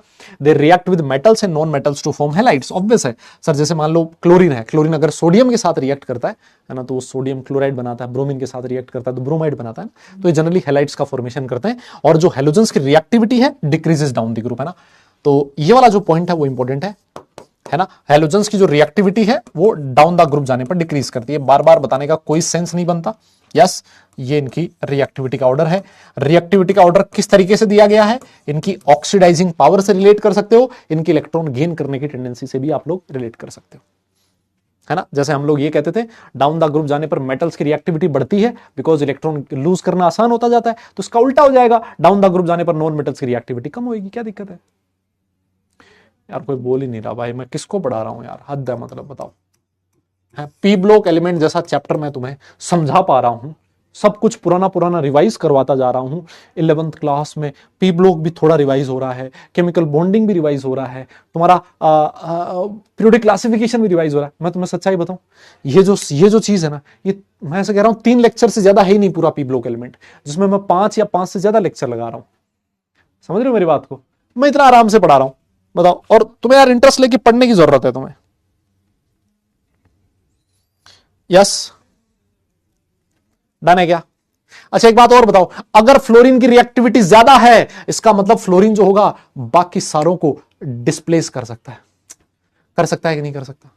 डिस्प्लेसमेंट रिएक्शन याद कीजिए, एक highly reactive metal less reactive metal को डिस्प्लेस कर सकती है, एक highly reactive non metal less reactive non metal को डिस्प्लेस कर सकता है। वैसे ही जो फ्लोरीन है वो अगर मान लो कोई सॉल्यूशन में सॉल्ट है, क्लोरीन ब्रोमीन आयोडीन को, तो उसको बोलेगा चल बे निकल, हाँ पापा आ गए हैं, निकलो यहां से, है ना। तो फ्लोरीन जो है तीनों को डिस्प्लेस कर सकता है, क्योंकि फ्लोरीन सबसे ज्यादा रिएक्टिव। फ्लोरीन सिर्फ ब्रोमीन और आयोडीन को कर पाएगा, और ब्रोमीन सिर्फ और सिर्फ आयोडीन को कर पाएगा, है ना। पढ़ा है हमने ये चीज। यस, क्या मैं आगे चल लूं, अरे बोलो आगे चलो। हाँ, ये तो बहुत छोटी क्लास में पढ़ा है सर, ये 10वीं क्लास में सर हम बड़े हो गए यहाँ पे ना। आओ देखो यही चीज यहां लिखी है कि ये बहुत जबरदस्त ऑक्सीडाइजिंग एजेंट होते हैं। मैं तुम्हें बता चुका हूं, फ्लोरीन का चर्चे है मार्केट में बहुत सारे। फ्लोरीन सबसे तगड़ा ऑक्सीडाइजिंग एजेंट है। क्यों? क्योंकि सर वो आसानी से इलेक्ट्रॉन गेन करता है। ऑक्सीडाइजिंग एजेंट जो इलेक्ट्रॉन गेन करता है, और जो ऑक्सीडाइजिंग नेचर है उसको तो भाई पूरा डिटेल में पढ़ा के आया हूं। तीन तीन चीजें हैं वो उन पे ऑक्सीडाइजिंग एजेंट डिपेंडेंसी होती है ऑक्सीडाइजिंग नेचर की, है ना। तो ये तो मैं लिखवा चुका हूं पहले से। अच्छा, अब क्योंकि फ्लोरीन सबसे तगड़ा ऑक्सीडाइजिंग एजेंट है तो इसके सामने कोई भी हेलोजन आएगा उसको ऑक्सीडाइज कर देगा, या फिर ऐसे कह दूं फ्लोरीन सबसे ज्यादा रिएक्टिव है तो उसके सामने कोई भी सॉल्ट आएगा अगर उसमें से क्लोरीन ब्रोमीन आयोडीन को डिस्प्लेस कर सकता है। जैसे मान लो एक रिएक्शन लिखी है तुम्हारे सामने, है ना, एक रिएक्शन लिखी है F2 plus KCl gives KF plus Cl2। देखो हो सकता है ना ऐसा। सर देखिए यहां क्या हुआ, K प्लस Cl माइनस के जीवन में बहुत कुछ अच्छा चल रहा था, बढ़िया चल रहा था, एकदम घर बार शांति से चल रहा था। एक दिन फ्लोरीन आया और उसने रिएक्ट कर लिया KCl के साथ। अब क्योंकि जो फ्लोरीन है वो ज्यादा रिएक्टिव था क्लोरीन से, तो ये जो क्लोरीन है उसको डिस्प्लेस कर दिया फ्लोरीन ने, और जो बनी बनाई दुनिया थी KCl की उजड़ गई। आज क्लोरीन फ्लोरीन के साथ चला गया जो कल क्लोरीन के साथ था, और आज Cl2 बन चुका है। डिस्प्लेसमेंट हो गया, हाईली रिएक्टिव नॉन मेटल ने लेस रिएक्टिव नॉन मेटल को डिस्प्लेस कर दिया। मेरे हिसाब से मेरी कहानी क्लियर है। तो यहां पर इसको ऐसे लिखा गया, देखो इसको ऐसे लिखा गया है कि जो F2 है, F2 ये रहा, X माइनस यहां Cl माइनस को X माइनस लिख दिया। गिव्स क्या बनाएगा सर, फ्लोरीन का रिडक्शन होगा, तो फ्लोरीन एक ऑक्सीडाइजिंग एजेंट है, और जो X माइनस है X2 में ऑक्सीडाइज हो रहा है सर, -1 से ऑक्सीडेशन स्टेट 0 में जा रही है ना। तो यहां पर एक बात बताइए, यहां X क्या क्या हो सकता है, फ्लोरीन किस किस को ऑक्सीडाइज कर सकता है सर, क्लोरीन ब्रोमीन आयोडीन, तीनों में से कुछ भी हो सकता है। अगर मान लो मैं क्लोरीन लिख दूं तो क्लोरीन किसको ऑक्सीडाइज कर पाएगा, क्लोरीन किसको डिस्प्लेस कर पाएगा, सिर्फ और सिर्फ ब्रोमीन और आयोडीन को कर पाएगा। और अगर ब्रोमीन की बात करूं तो सिर्फ और सिर्फ आयोडीन को कर पाएगा, है ना। यहां पर सिर्फ और सिर्फ क्या हो सकता है, आयोडीन हो सकता है। इस पे आप लोग मानोगे कि यार इस पे क्या क्वेश्चन पूछे जाएंगे, मैं आपको बताऊं इस पे क्वेश्चन पूछे गए हैं ना, जेईई में प्रीवियस ईयर में आप लोग देखोगे PYQs में इस पे क्वेश्चन दिए गए हैं, मिल जाएंगे आपको क्वेश्चन। आप समझो मेरी बात को। यस, कोई हो दिक्कत तो मुझे बताओ, है ना, कोई दिक्कत है, कोई परेशानी है इसमें, कोई चीज नहीं समझ में आई है तो आप मुझे बताइए, और सब कुछ समझ में आ गया तो डन लिखिए, फिर हम लोग आगे चलते हैं। फिर आगे चलते हैं। अरे बेटा एस्टाटिन के बारे में बात नहीं होती है ना, एस्टाटिन के बारे में बात नहीं करेंगे। यस, हाँ, एस्टाटिन के बारे में बात नहीं करेंगे क्योंकि एस्टाटिन रेडियो एक्टिव है यार, उसके बारे में वैसे बहुत कम चीजें पता है। हाँ, तुम कहां एस्टाटिन को लेके आ रहे हो। यस, बड़ा बोलना पड़ेगा यार। क्या यहां तक ठीक है, मामला सेट है, पक्का आगे चले हम लोग, तुम कहो तो। अरे बोलो ना यार, कोई दिक्कत नहीं। नहीं अब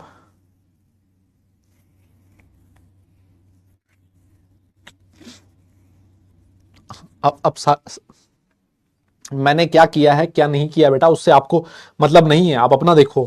हाँ, खैर आपने किया है कैसे, हर चीज मेरे ऊपर लगा दो तुम लोग, है ना। सर अगली जो मैं 2 स्लाइड आपको लिखवा रहा हूं ना, मैं कह रहा हूं अगली 2 स्लाइड बहुत इंपॉर्टेंट है, बहुत इंपॉर्टेंट, वेरी इंपॉर्टेंट लिख रहा हूं मैं, वेरी वेरी इंपॉर्टेंट। ये वाली स्लाइड वेरी इंपॉर्टेंट, एंड अगली slide is also very important. अब देखो अगर बहरी लग गया इसका मतलब तो बहुत जबरदस्त इंपॉर्टेंस है। आपको याद हो अभी थोड़ी देर पहले मैंने एक चीज बोली थी कि फ्लोरीन और क्लोरीन जो होता है वो भयंकर रिएक्ट करते हैं, किसके साथ, वाटर के साथ, याद है। और मैंने आपसे कहा था कैसे रिएक्ट करते हैं, क्या प्रोडक्ट बनेगा, ये मैं आपको बताऊंगा, मैं आपको समझाऊंगा, और वो दिन आ चुका है आज। फ्लोरीन आया एक दिन और उसने वाटर के साथ रिएक्ट करने की इच्छा जाहिर करी, है ना। तो ठीक है साहब, कर लेते हैं, मतलब, है ना। कहता है कि जो फ्लोरीन है वो पानी के साथ रिएक्ट करता है और क्या बनाता है, HF, है ना, हाइड्रोजन फ्लोराइड बनाता है और साथ में ऑक्सीजन बनाता है। सर H2O में जो ऑक्सीजन है उसकी ऑक्सीडेशन स्टेट है -2 और यहां पर है 0। तो सर एक बात बताइए ना, सर अगर H2O -2 से ऑक्सीजन 0 में जा रहा है, इसका मतलब ऑक्सीडेशन हो रहा है। यहां पर जो फ्लोरीन है वो किसकी तरह बिहेव कर रहा है, सर फ्लोरीन एक ऑक्सीडाइजिंग एजेंट की तरह बिहेव कर रहा है। सबसे पहली चीज तो मैं आपको बता दूं कि फ्लोरीन जब भी पानी के साथ रिएक्ट करेगा, वो पानी को ऑक्सीडाइज कर देगा और पानी के ऑक्सीडेशन से क्या बनेगा, ऑक्सीजन बनेगा। सबसे पहली इंपॉर्टेंट चीज ये है जो आपको ध्यान में रखनी है। बताइए क्या ये चीज क्लियर हुई क्या। तो फ्लोरीन ने रिएक्ट किया H2O के साथ, साथ में खुद रिड्यूस हो गया तो HF बन गया, है ना, HF बन गया और H2O को ऑक्सीडाइज कर दिया किसमें, O2 में। ये बहुत इंपॉर्टेंट रिएक्शन है, ध्यान रखें। कोई बोल ही नहीं रहा है। लेकिन सर अगर मान लो क्लोरीन को रिएक्ट करना है, यहां Cl2 में मुन्ना जी क्लोरीन की ऑक्सीडेशन स्टेट कितनी है बोलो बे? सर 0 है। HCl में क्लोरीन -1 है और HOCl में +1 है सर। अरे सर देखो ये तो बवाल हो चुका है sir. This is hydrohalic hydrogen chloride, hydrochloric acid है, हाइड्रोक्लोरिक एसिड। इसको क्या बोलते हो आप लोग?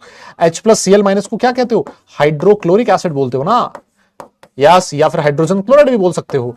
HOCl को पता है किस नाम से जाना जाता है? This is called as hypochlorous acid.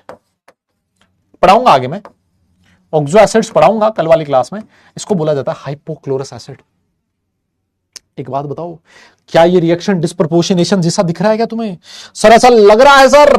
अरे सर ऐसा लग रहा है जैसे ये रिएक्शन डिस्प्लेसमेंट डिस्प्रपोर्शनेशन रिएक्शन जैसी हो। ध्यान रखें हमेशा कि फ्लोरीन जो है वो क्या करेगा? ऑक्सीडाइज करेगा। क्लोरीन जो है वो क्या करेगा? डिस्प्रपोर्शनेट करेगा।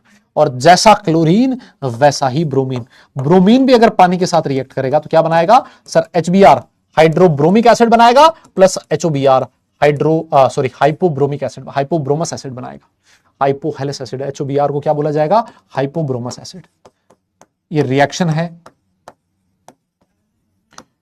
काफी इंपॉर्टेंट रिएक्शंस हैं, काफी इंपॉर्टेंट रिएक्शंस हैं, काफी इंपॉर्टेंट, याद रखना है। बोलिए। पहले रिएक्शन में तो कोई दिक्कत नहीं है सर। फ्लोरीन बहुत तगड़ा ऑक्सीडाइजिंग एजेंट है तो H2O को ऑक्सीडाइज कर देगा O2 में। क्लोरीन उतना तगड़ा ऑक्सीडाइजिंग एजेंट नहीं है, यस, तो सर यहां डिस्प्रपोर्शनेट करेगा। डिस्प्रपोर्शनेट करके 0 से -1 में जाएगा, -1 में जाएगा तो HCl बनेगा, +1 में जाएगा तो HOCl बनेगा। और जैसा क्लोरीन वैसा ही ब्रोमीन। ब्रोमीन भी डिस्प्रपोर्शनेट करेगा, 0 से -1 तो HBr बनेगा, 0 से +1 तो HOBr बनेगा। ठीक है साहब, डन लिख दो। आयोडीन बच गया, अगली स्लाइड पे मुझे आयोडीन करवाना है। डन लिख दो। और ये वाली जो स्लाइड पे लिखी हुई रिएक्शंस है ये काफी इंपॉर्टेंट है बेटा, काफी इंपॉर्टेंट है। यस, काफी इंपॉर्टेंट है। यस, डन लिख दो, फिर आगे चलेंगे।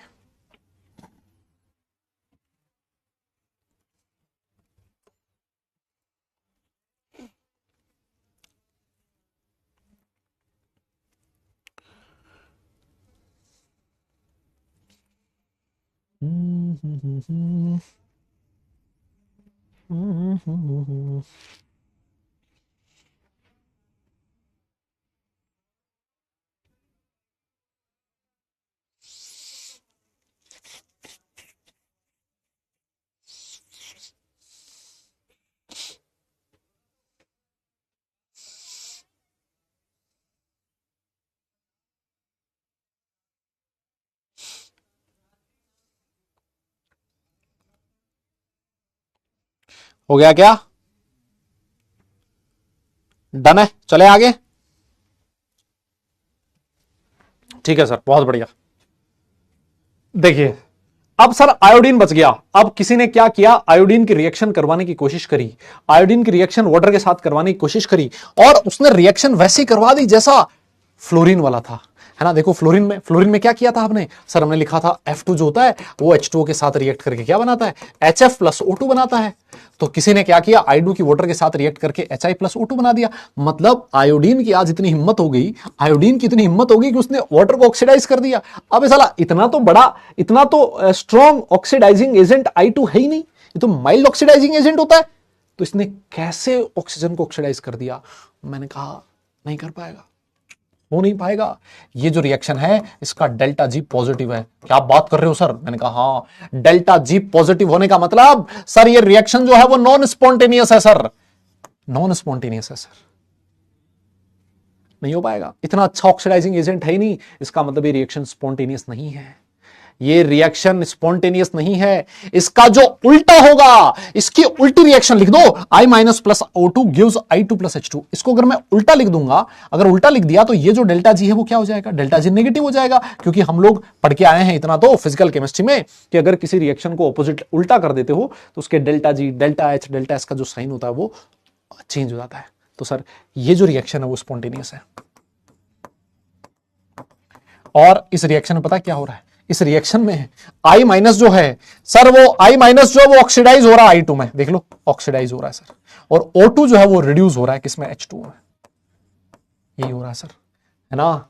आया तो I2 ऑक्सीडाइज करने था किसी और को, और I- आज खुद ऑक्सीडाइज हो चुका है I2 में। तो वक्त और जज्बात बदलते हुए बेटा टाइम नहीं लगता, बिल्कुल टाइम नहीं लगता। ऐसे हो जाता है एकदम, जज्बात पलट जाते हैं, यहां पलट गए। यस, शिकार शिकारी बन जाता है, और कई बार शिकारी जो है निपट जाता है। देख लो, ये रिएक्शन अगर डेल्टा जी पॉजिटिव है तो उसकी उल्टी रिएक्शन का जो डेल्टा जी होगा नेगेटिव हो जाएगा। ये रिएक्शन स्पॉन्टेनियस है और ये वाला रिएक्शन नॉन स्पॉन्टेनियस है, बोलना पड़ेगा। यस, अरे I2 लेस रिएक्टिव है तभी तो रिएक्शन नहीं हुई ऊपर वाली। बार बार मैं क्या बोल रहा हूं, लेस रिएक्टिव है, बहुत ही वीक ऑक्सीडाइजिंग एजेंट है, इस वजह से ऊपर वाली रिएक्शन नहीं हो रही। बार बार मैं यही तो बोल रहा हूं यार, कोई बोल ही नहीं रहा, बार बार मैं यही बोल रहा हूं। यस बेटा, बोलना पड़ेगा। अरे ये क्वेश्चंस हैं, यही क्वेश्चंस हैं कि इसके साथ ये रिएक्शन हुई तो क्या बना, इसके क्वेश्चन अगली क्लास में देखेंगे। एक बार के लिए इसको नोट करो, नोट हो जाए तो डन लिखो, फिर आगे चलते हैं। हाँ, डन डन डन करो, आगे चलते हैं, फिर आगे चलते हैं। यस, डन लिखो।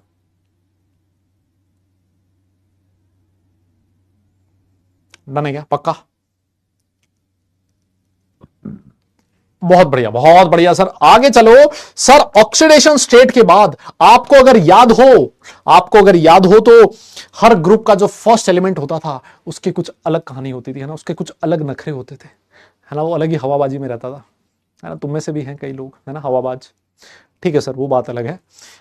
लेकिन फ्लोरीन का जो प्रॉपर्टीज है वो बाकी एलिमेंट से अलग होती थी, क्यों? उसका रीजन सर हम लोगों ने पढ़ा था कि जो हर ग्रुप का फर्स्ट एलिमेंट होता है उसकी प्रॉपर्टीज अपने ग्रुप के बाकी एलिमेंट से अलग होती है। उसका रीजन ये होता है कि जो फर्स्ट एलिमेंट होता है वो साइज में छोटा होता है ना, उसकी इलेक्ट्रॉन नेगेटिविटी बहुत ज्यादा होती है, उसकी आयनाइजेशन एंथैल्पी बहुत हाई होती है, और सर उसके पास वैकेंट ऑर्बिटल भी नहीं होता सर। यस सर, उसके पास वैकेंट ऑर्बिटल भी नहीं होता। ये सारे रीजंस हैं, इतने सारे रीजन है सर, सब कुछ पढ़ रखा है सर हमने। कितने होशियार हो गए तुम, मैं क्या ही बताऊं तुम्हें। लो ये देखो, ये तुम्हारे सामने कुछ प्रॉपर्टीज लिखी हुई हैं, खटाखट पढ़ डालो जरा, तब तक यार डाउट देखने के लिए जगह नहीं बची। हाँ, ये वाला फर्स्ट वाला पॉइंट पढ़ो पहले। यस सर, स्कूल प्रैक्टिकल में अनसैचुरेशन के लिए Br2 वाटर टेस्ट करवाया था, बहुत बढ़िया बेटा। सर इसमें तो फिर से वही बन गया। हाँ बन गया तो क्या हो गया, उल्टा रिएक्शन हुआ है ना, बन सकता है। What is Vietnam sir? बेटा कुछ नहीं, वियतनाम एक देश है इस दुनिया में। आई सबसे पीछे क्यों है? क्योंकि बेटा आयोडीन का इलेक्ट्रॉन गेन करने का टेंडेंसी सबसे कम होता है। यस, उसकी रिएक्टिविटी सबसे कम होती है। सर एक बार नहीं, वापस नहीं समझाया जाता, मैं बताऊं तुझे। और तो क्या पूछ रहा है वापस? मैं ये कहना चाह रहा हूं, आयोडीन की वाटर के साथ जो रिएक्शन होती है, जो आपके सामने ऊपर वाली लिखी है, जैसे रिएक्शन आप फ्लोरीन के साथ लिखते हो वैसी रिएक्शन अगर आप लोग आयोडीन के साथ लिखोगे तो वो रिएक्शन का डेल्टा जी पॉजिटिव होगा, वो रिएक्शन नॉन स्पॉन्टेनियस होगी। क्यों? क्योंकि आयोडीन इतना अच्छा ऑक्सीडाइजिंग एजेंट नहीं है कि वो वाटर को O2 में ऑक्सीडाइज करवा सके, तो ये रिएक्शन पॉसिबल नहीं है। लेकिन उसका जो उल्टा रिएक्शन है वो पॉसिबल है, बिकॉज उसका डेल्टा जी नेगेटिव हो जाएगा। इसको इतना दिल पे क्यों लगा रहे हो? तो बहुत सिंपल रिएक्शन है, रिएक्शन को उल्टा कर दिया, डेल्टा जी नेगेटिव हो गया, खत्म।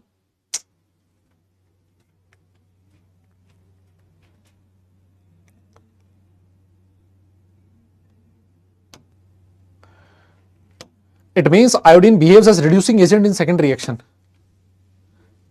Iodine behaves I minus, iodine नहीं I minus. reducing agent कौन है? I minus है बेटा, है ना। हाँ I minus, iodine नहीं, iodine तो I2 नहीं I minus है। मीनिंग ऑफ स्पॉन्टेनियस मतलब ऐसा प्रोसेस जो आसानी से हो जाए। सर 80 तो रेडियो एक्टिव है, बिल्कुल है साहब, 80 रेडियो एक्टिव है, बिल्कुल है साहब। गांधी जी के 3 मंत्र में एक अमन आनंद था। अच्छा,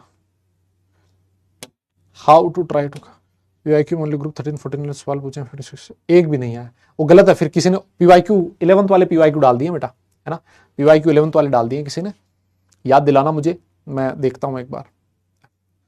HF का नाम क्या? हाइड्रोजन फ्लोराइड है बेटा, HF इज हाइड्रोजन फ्लोराइड। देखिए आ जाओ। कहता है कि ionisation enthalpy, electronegativity and electrode potential are all higher for fluorine than expected, है ना, सारे के सारे ज्यादा होते हैं। क्यों? क्योंकि साइज छोटी होती है sir. Ionic and covalent radius, melting, boiling, enthalpy of bond dissociation, electron gain enthalpy are quite lower than expected. सबका रीजन पढ़ा चुके हम लोग, सबका रीजन पढ़ा चुका हूं। बॉन्ड डिसोसिएशन एंथैल्पी कम क्यों होती है, मेल्टिंग बॉइलिंग पॉइंट कम क्यों होता है, इलेक्ट्रॉन गेन एंथैल्पी कम क्यों होती है, सारा सब कुछ हम लोग पढ़ के आए। जो पढ़ के आए उसको एज इट इज ऐसे लिख दिया है। आगे लिखता है कि most of the reactions of fluorine, हाँ ये रिएक्शन इंपॉर्टेंट है बेटा ये रिएक्शन इंपॉर्टेंट है। कहता है फ्लोरीन जो है, जो रिएक्शन शो करता है बेटा, जयेश वर्मा जी बेटा, अरे यार पप्पा से बात करना सीखो बे अपने से, पापा को ऐसे थोड़ी बोलते हैं। हाँ सीखो थोड़ा एटिकेट सीखो, है ना। हाँ आओ देखिए क्या कहता है कि जो फ्लोरीन है, फ्लोरीन जो मैक्सिमम रिएक्शन शो करता है ना, फ्लोरीन जो मैक्सिमम रिएक्शन शो करता है वो एक्सोथर्मिक होती है ना। फ्लोरीन जो मैक्सिमम रिएक्शन शो करता है वो एक्सोथर्मिक होती है। मतलब फ्लोरीन अगर किसी के साथ रिएक्ट करेगा तो हाईली बहुत ज्यादा एनर्जी रिलीज होगी, है ना। क्या होगा, बहुत ज्यादा एनर्जी रिलीज होगी, है ना, बहुत ही ज्यादा एनर्जी रिलीज होगी। क्यों सर? देखिए ज्यादा एनर्जी रिलीज कब होती है कि अगर स्ट्रॉन्ग बॉन्ड फॉर्मेशन हो रहा है। अच्छा आप लोगों ने इतना तो पढ़ा है ना, और इतना तो मेरे हिसाब से आप लोगों को याद होगा कि जितना बॉन्ड फॉर्मेशन एक एक्सोथर्मिक प्रोसेस है ना, बॉन्ड फॉर्मेशन एक एक्सोथर्मिक प्रोसेस है और बॉन्ड ब्रेकिंग एक एंडोथर्मिक प्रोसेस है। तो बॉन्ड बनना एक्सोथर्मिक है, मतलब एनर्जी रिलीज होती है। तो अगर स्ट्रॉन्ग बॉन्ड का फॉर्मेशन होगा तो सर बहुत ज्यादा एनर्जी रिलीज होगी, हाईली एक्सोथर्मिक होगा, हाईली एक्सोथर्मिक होगा, बहुत ही ज्यादा एनर्जी रिलीज होगी। अब हमने अभी बात करी कि जो फ्लोरीन होता है, सर फ्लोरीन की साइज बहुत छोटी होती है। क्योंकि साइज बहुत छोटी है तो ये जो भी बॉन्ड बनाएगा वो बहुत जबरदस्त स्ट्रॉन्ग होगा, और जबरदस्त स्ट्रॉन्ग बॉन्ड फॉर्मेशन मतलब वो रिएक्शन हाईली एक्सोथर्मिक होगी। और अगर आपको याद हो तो आप लोग जब हेलोजिनेशन वगैरह करवाते थे तो उसमें फ्लोरीन का हेलोजिनेशन नहीं करवाते थे, फ्लोरिनेशन नहीं करवाते थे, क्योंकि रिएक्शन हाईली एक्सोथर्मिक होती है। उस रिएक्शन को कंट्रोल कर पाना बहुत मुश्किल होता है, अगर आपने ऑर्गेनिक केमिस्ट्री में रिएक्शन पढ़ी हो तो। यस कहता है कि most of the reactions of fluorine are exothermic due to small size and strong bond formation by it with other elements. बताइए, एक एक वर्ड, एक एक लाइन, एक एक स्टेटमेंट में आपको बताते हुए चल रहा हूं, फिर भी भाई तुम अब फालतू बकवास करो तो मैं क्या बोल सकता हूं तुम्हें। डन लिख दो, आगे चलते हैं फिर। हाँ डन लिख दो, आगे चलते हैं फिर। यस डन लिख दो, फिर आगे चलते हैं। हाँ फिर स्वार्ट्ज रिएक्शन यूज करते थे, वो अलग कहानी है, ठीक है।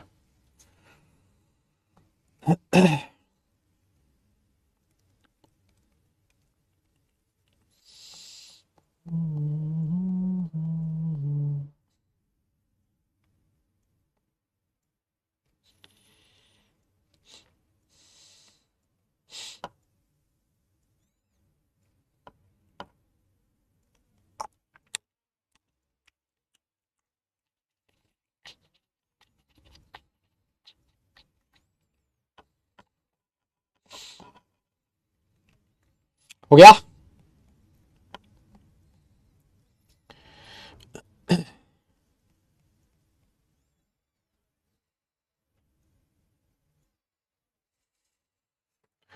चलो साहब, चलो चलो चलो, एक लाइन और है, एक स्टेटमेंट और है। जो हम लोग अनोमलस बिहेवियर पढ़ रहे हैं फ्लोरीन का, ये कहता है कि फ्लोरीन जो है ना सिर्फ और सिर्फ एक ही ऑक्सो एसिड बनाता है, जिसको HOF लिखते हैं ना, HOF। मैं ऑक्सो एसिड अलग से पढ़ाऊंगा, है ना, एक्सो एसिड अलग से पढ़ाऊंगा। जो कल वाली क्लास होगी उसमें मैं ऑक्सो एसिड्स ऑफ हेलोजन पढ़ाऊंगा, तो वहां पर आपको पता लगेगा कि फ्लोरीन एक अकेला ऐसा एलिमेंट है जो सिर्फ और सिर्फ एक ऑक्सो एसिड बनाता है। बाकी जितने भी एलिमेंट्स हैं वो एक से ज्यादा ऑक्सो एसिड्स बनाते हैं। Other elements form A number of oxo acids, है ना। बाकी जो एलिमेंट्स है वो एक से ज्यादा ऑक्सो एसिड्स का फॉर्मेशन करते हैं। दूसरी चीज ये कहता है कि जो हाइड्रोजन, फ्लोरीन जो है वो हाइड्रोजन के साथ रिएक्ट करके HF बनाता है। कहता है कि जो HF होता है वो तो लिक्विड होता है, और जो तुम्हारा बाकी जो हेलोजन हैलाइड्स है वो गैसेज होते हैं। जैसे मान लीजिए HF जो है वो तो लिक्विड है ना, और जो जैसे मान लो HCl है, HBr है, या फिर जो HI है वो कैसी है सर, वो सारे के सारे गैसेस हैं। अब आपसे कोई रीजन पूछ ले ऐसा क्यों हुआ, सर ऐसा रीजन इसलिए है क्योंकि जो HF के दो मॉलिक्यूल्स हैं, HF के दो मॉलिक्यूल्स के बीच कौन सा फोर्स ऑफ अट्रैक्शन है सर? हाइड्रोजन बॉन्ड होता है। यस, ये हमने पढ़ा है सर। HF के दो मॉलिक्यूल के बीच हाइड्रोजन बॉन्ड है। लेकिन वहीं पर अगर आप लोग HCl के दो मॉलिक्यूल के बीच बात करोगे तो सर यहाँ कौन सा फोर्स ऑफ अट्रैक्शन है सर? यहाँ वैन-डर-वाल है, और वैन-डर-वाल वीक है। वीक है तो ये गैसियस स्टेट में है। हाइड्रोजन बॉन्ड स्ट्रॉन्ग है, स्ट्रॉन्ग बॉन्ड है तो ये लिक्विड स्टेट में। सिंपल है, इसमें कोई ऐसा कोई मुश्किल चीज है नहीं, है ना। लिख लो इसको लिख लो, आगे चलते हैं फिर, है ना, आगे चलते हैं फिर। हाँ, HF की जिगजैग स्ट्रक्चर होती थी, अगर आपको सॉलिड स्टेट याद हो तो। बिल्कुल सही कह रहे हो, हाँ बिल्कुल सही कह रहे हो। डन, लिखो इसको, आगे चलते हैं फिर। Yes yes yes yes yes, आगे चलते हैं फिर। हाँ, 5-7 मिनट और देखते हैं, है ना। एक छोटा सा टॉपिक और पढ़ाऊंगा और फिर उसके बाद हम लोग छुट्टी दे देंगे आपको, छुट्टी। फिर ऐश करो, ऐश। यस, हो गया। चलो सर, अब हम लोग केमिकल रिएक्शंस में सबसे पहली रिएक्शन और जो हमारी सबसे फेवरेट रिएक्शन है वो है reactivity towards hydrogen. Sir hydrogen के साथ रिएक्ट करके क्या बनाता है सर? वो HX बनाता है सर, HX बनाता है। और हाइड्रोजन के साथ रिएक्ट करने की जो टेंडेंसी होती है वो डिक्रीज करती है, कहां से कहां? फ्लोरीन से आयोडीन। कहने का मतलब ये, फ्लोरीन सबसे जल्दी रिएक्ट करता है। क्यों? क्योंकि फ्लोरीन छोटा है, स्मॉल साइज, स्ट्रॉन्ग बॉन्ड बनाएगा। आयोडीन बड़ा है, बड़ी साइज, बॉन्ड एनर्जी ज्यादा, वीक बॉन्ड बनाएगा। तो आयोडीन रिएक्ट करने की टेंडेंसी कम रखता है, फ्लोरीन रिएक्ट करने की टेंडेंसी ज्यादा रखता है। और यही सारी चीजें हैं, bond length, bond energy, thermal stability, acidic nature. फटाफट से बता दो। HF, HCl, HBr, HI, क्या ऑर्डर होगा बॉन्ड लेंथ का? सब कुछ पढ़ा चुका हूं भाई, अब तो है ना ये सारी चीजें ऐसी होनी चाहिए कि सर ऐसा लग रहा है जैसे सब आसान हो सा ऐसे, है ना। अब तो इनमें से कुछ भी मुश्किल नहीं लगना चाहिए तुम्हें। और लास्ट है तुम्हारा एसिडिक नेचर, फटाफट नोट कर लो और फटाफट इन सब का ऑर्डर भी लिख दो, है ना। फटाफट सबका ऑर्डर भी लिख दो और फटाफट सारी चीज नोट भी कर लो। खटाखट करो ये काम। यस यस यस, जल्दी करो, हाँ जल्दी करो, जल्दी जल्दी। नेक्स्ट क्लास में मुझे लग रहा है आपका चैप्टर खत्म हो जाएगा, ऐसे मुझे फील आ रही है। अगर थोड़ा सा भी तुम लोगों ने साथ दिया ना अगली क्लास में, और थोड़ी सी भी हमने स्पीड बढ़ाई, थोड़ी सी, ज्यादा नहीं, थोड़ी सी, ये चैप्टर निपट जाएगा, मैं बता रहा हूं। आओ सर, देखो सर, बॉन्ड लेंथ तो डाउन द ग्रुप जाने पर बढ़ती है क्योंकि साइज बढ़ रहा है ना। Bond length is directly proportional to size. और bond energy down the group जाने पर डिक्रीज हो रही है। थर्मल स्टेबिलिटी, क्योंकि बॉन्ड वीक होता जा रहा है तो थर्मल स्टेबिलिटी कम होती जा रही है। और सर एसिडिक नेचर, सर क्योंकि बॉन्ड वीक होता जा रहा है इस वजह से H और I के बीच जो बॉन्ड होगा वो आसानी से टूटेगा। और अगर आसानी से टूटेगा तो सबसे जल्दी H+ रिलीज कौन करेगा? HI करेगा, सबसे तगड़ा एसिड होगा। इंपॉर्टेंट है, reactivity towards halogens is very very important, very very important है। नोट कर लेना, कसम खा लेना, चांद तारे सितारे जो भी है बना लेना, बहुत जरूरी है, ये इंपॉर्टेंट है भाई। नहीं, आज खत्म नहीं हो पाएगा, अगली क्लास में खत्म हो पाएगा, नेक्स्ट क्लास में। यस, डन है, बोलिए, हो गया ये तो बहुत सिंपल है सर। अब इसके बाद नेक्स्ट में कुछ और प्रॉपर्टीज है, छोटी छोटी, है ना, कुछ छोटी छोटी और प्रॉपर्टीज हैं। और वो छोटी छोटी प्रॉपर्टीज ये रही। डाइपोल मोमेंट का बताइए, डाइपोल मोमेंट का ऑर्डर क्या होगा? HF, HCl, HBr और HI। इसमें डाइपोल मोमेंट का ऑर्डर क्या होगा?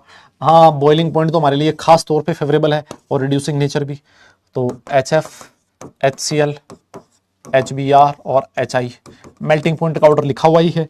रिड्यूसिंग नेचर का ऑर्डर बताइए, HF, HCl, HBr और HI। जल्दी करिए काम, फटाफट निपटा दो यार, इसमें देर नहीं लगनी चाहिए अब। हाँ, इसमें देर नहीं लगनी चाहिए अब, जल्दी कर दो।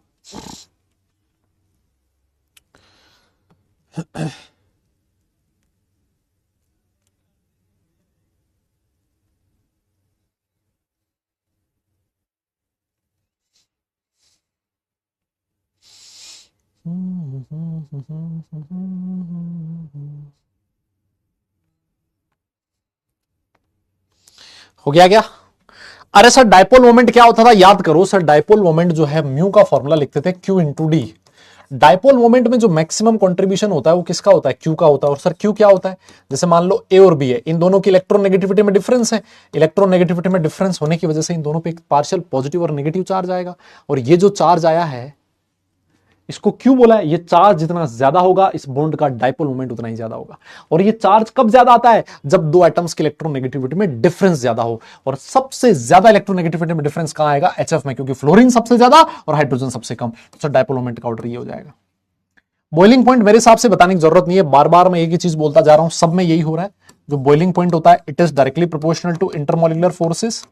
यस, अगर मैं तुमसे कहूं HCl, HBr और HI, इसमें इंटरमोलिकुलर फोर्सेस कौन से हैं? तो वापस आप लोग बोलोगे सर यहां वेंडरवॉल फोर्सेस काम करते हैं। यस, हाइड्रोजन बॉन्डिंग हो नहीं सकती। और वेंडरवॉल फोर्सेस जो होते हैं सर वो किसके डायरेक्टली प्रोपोर्शनल होते हैं? It is directly proportional to size. और डाउन द ग्रुप जाने पर साइज बढ़ रहा है और इसका मतलब बॉइलिंग पॉइंट बढ़ेगा। लेकिन सर जो HF होता है सर, HF के दो मॉलिक्यूल के बीच हाइड्रोजन बॉन्डिंग होती है और हाइड्रोजन बॉन्डिंग जो है सर वो स्ट्रॉन्ग है। स्ट्रॉन्ग है मतलब इसका सर बॉइलिंग पॉइंट ज्यादा होगा, है ना। इनमें अगर ऑर्डर पूछोगे तो ये होगा सर, HF सबसे ज्यादा होगा। बोलिए, चले आगे चले। और इसमें कोई दिक्कत नहीं, मतलब HF सबसे वही वाला जो ऑर्डर वाटर वाला जो है ना वही ऑर्डर फॉलो होगा सर। HCl सबसे कम, आप इसको कंप्लीट ऑर्डर भी लिख सकते हो भले, HI और सबसे ज्यादा HF, है ना, सबसे ज्यादा HF। हाँ ये हो जाएगा। मेल्टिंग पॉइंट के अंदर HF सबसे ज्यादा होना चाहिए था, लेकिन HF थोड़ा कम हो जाता है ना मेल्टिंग पॉइंट में। देखिए एक एक्सेप्शन आता है HF का, इसको भी मैं चाहूं तो समझा सकता हूं, लेकिन उससे पहले आप रिड्यूसिंग नेचर देख लो।